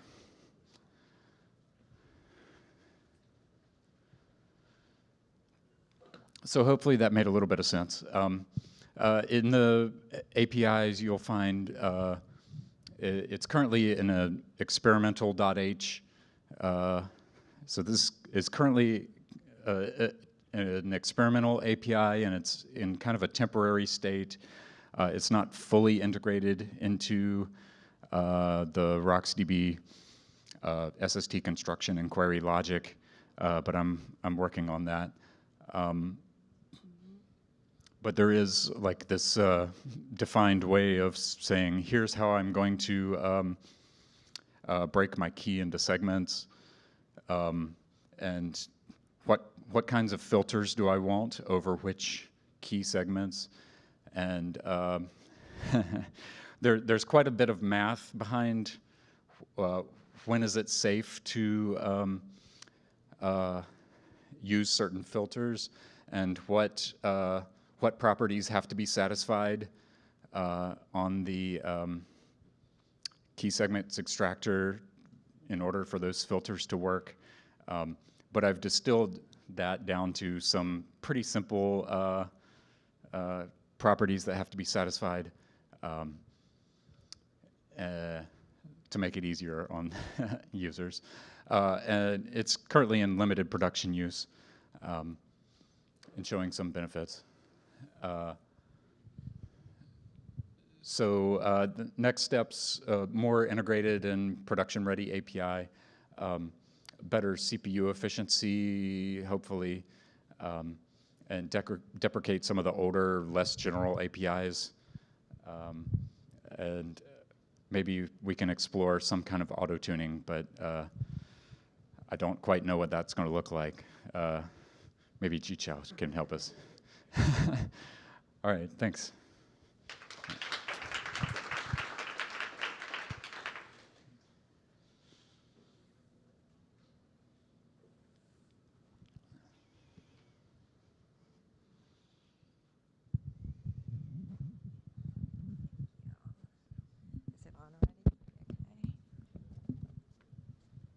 So hello, my name is Hui. I'm a software engineer from RocksDB. And this year, I mainly drove the reliability efforts within the team in 2024. And therefore, I'm very excited to share with you today about the stress and crash tests that we developers rely on to ensure RocksDB as reliable as possible for every one of you that use our code. So today we go over 4 things. The first thing is what's the motivation behind such a test, and then we will go into the architecture overview to talk about what our stress and crash tests are in RocksDB and how do they work. And after that, we will dive into the components that we simulate data loss and we inject the file system error so that we make the testing more realistic. At the end, we will talk about some of the future work that we have planned to make the stress and crash tests get to another level. So first thing is, why do we need a stress and crash test? The first reason is RocksDB reliability matters. You know, as some of you are already aware of, RocksDB powered the major online transaction processing service within Meta. And that means that we store hundreds of petabytes of production data in RocksDB. And also, it is the de facto standard for the key value engine across the industry and academia. So RocksDB reliability matters to a lot of people that that use RocksDB. But in reality, it's that reliability is very complicated because over the years, we have developed over 200 options and tens of APIs. It's very difficult to answer whether they work well together. And also as a DB, it experienced unexpected crashing and also data loss and file system returning error to us. So by saying RocksDB is reliable, we are saying that RocksDB is reliable even with crashing, data loss, and file system I/O error. So with that in mind, we definitely need something that very powerful in testing, and that's where we start to think about what the stress and crash tests look like. So let's start with a very simple test. Is for a DB, we definitely want to have a DB in place, and we want to open it with set of options. And because we start with a simple test, all the values are basically fixed.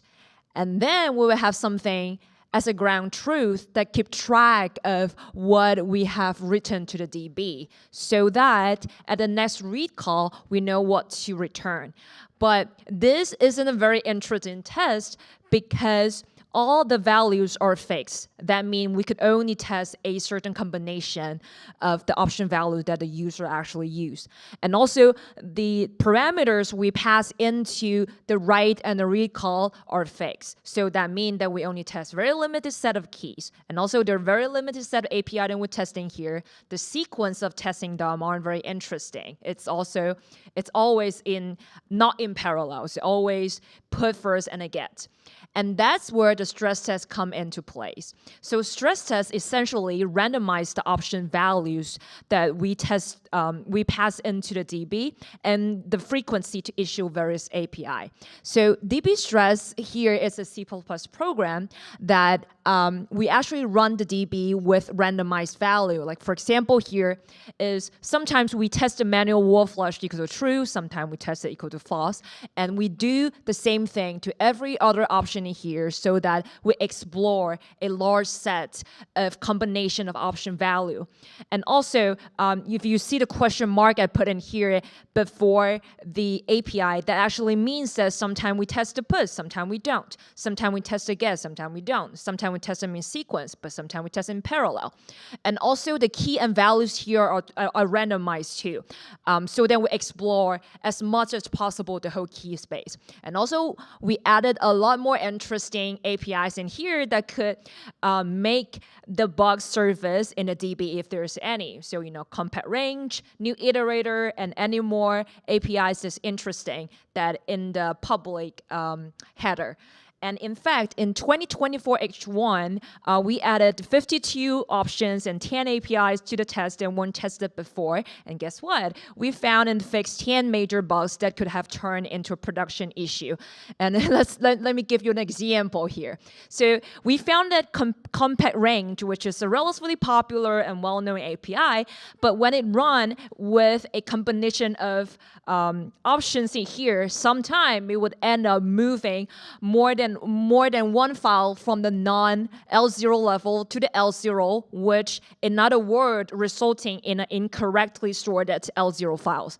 And that essentially means that your DB would have an incorrectly sorted data. The old data could come up, the data you deleted could come up, and that is a very legit data corruption that could cause, internally a very, very bad thing.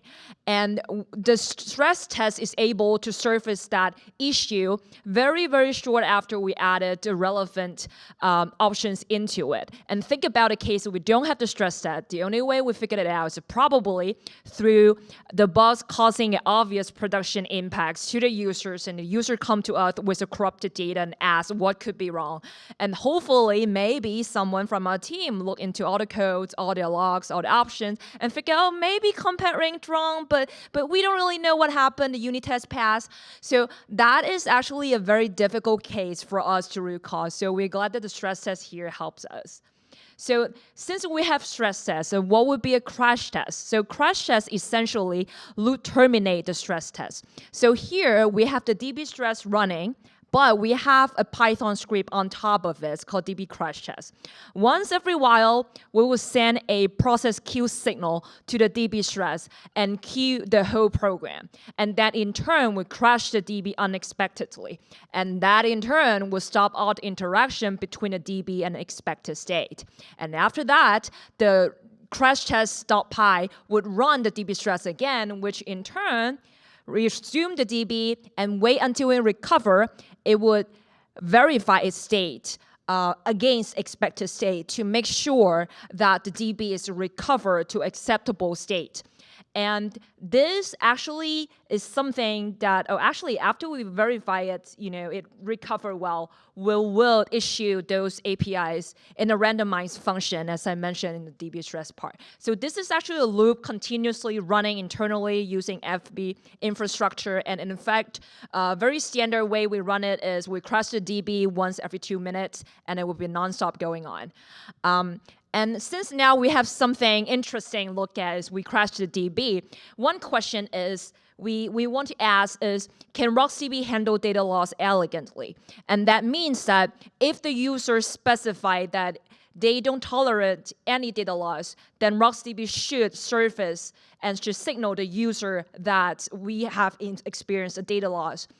Or if the user specify, you know what, some kind of data loss is tolerated, then RocksDB should be able to bring the DB back to where the data loss happened, well, right before where the data loss happened, and go from there.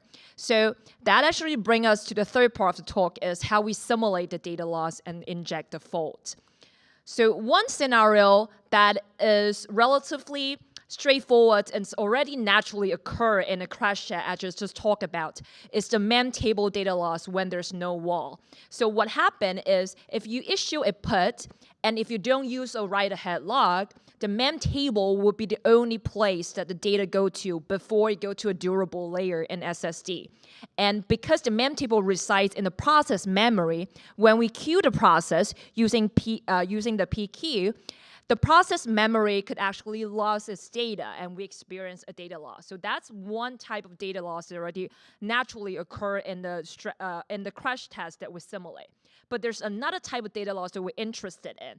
It's called the wall data loss. So it's actually more subtle, because if you think about what happened is, if you issue a put and you enable the wall, you would expect that put would get the data into the wall file. And you might think, well, it's a file, so it's not in the memory, so it should be safe.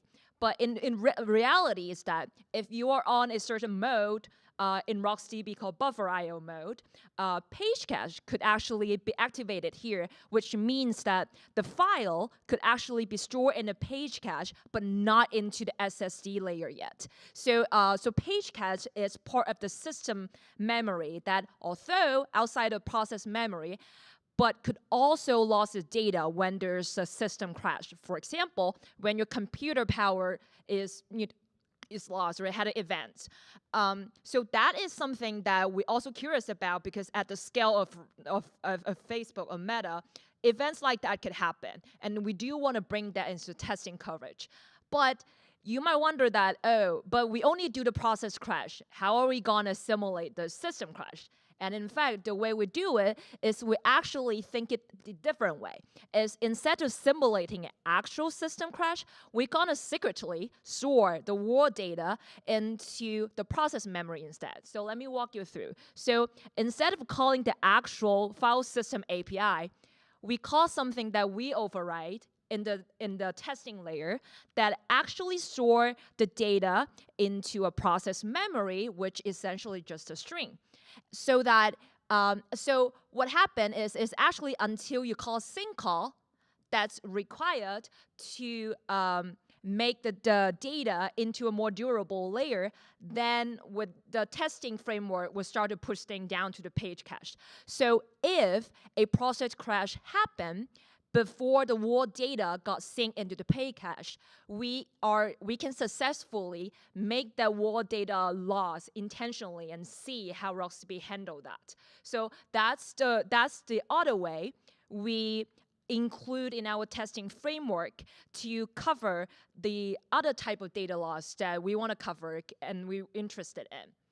And actually, now that since I mentioned about the way that we're overriding a file system call, that's actually get into the second thing that we do to simulate, to make the testing more realistic. That is, we mock the file system IO error for all files. And what it actually is instead of actually invoking the true read or write call to the file system, which is here in an example, is the POSIX random access file read append.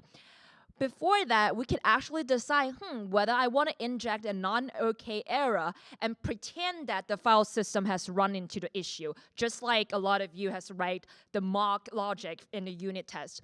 And in that way, the RocksDB, from the RocksDB standpoint, it would now encounter a non-OK error from the file system, and it's up to the RocksDB the challenge is up to the RocksDB to see whether it handled it well.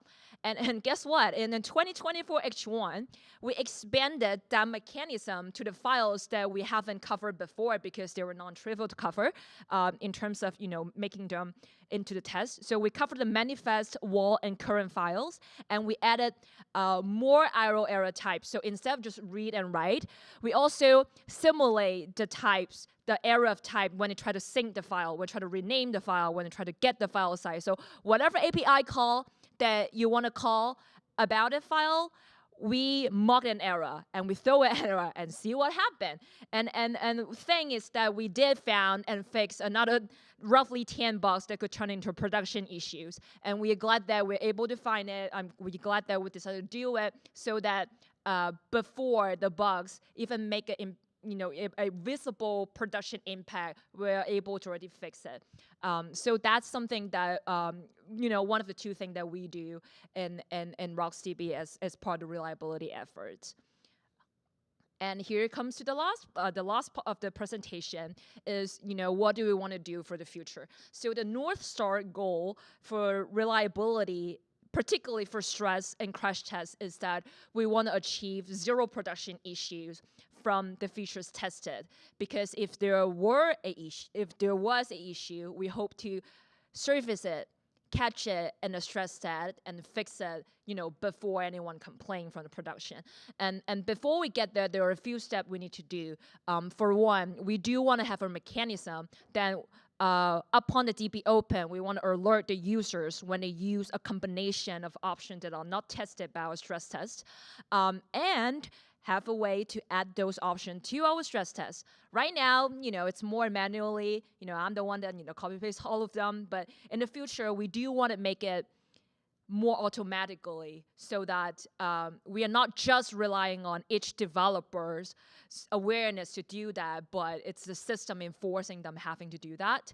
The second thing is we do want to detect the deadlock because there's very limited testing right now that we catch the system is not making progress. The third one is we do want to have a better debugging experience. As you can see here, every one of a team has invested a huge amount of time in just solving every bugs in here, and I'm not listing out all the issues that relate to test itself or other issues. So we do want to envision a better future that it takes less manpower for the teammate to solve this kind of issues and make the testing, debugging, fixing, iterate faster. And at the end of the talk, I do want to send acknowledgement to anyone who kind of suffered through this year with the stress test improvement because it's finding us a lot more issue, and I am very grateful for working with a teammate that actually go step and beyond and fixing things even though they're not there's not part of their plan work. So yeah, that's the end of the talk. So thank you.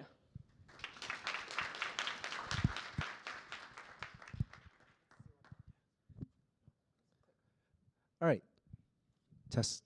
Yep. So that is the end. We have pizza in the back now. So thank you, everyone, for sitting through everything. Thank you, Jay, Peter, and Hui for your talks on meta improvements. Thanks for coming. Hopefully you guys enjoyed it.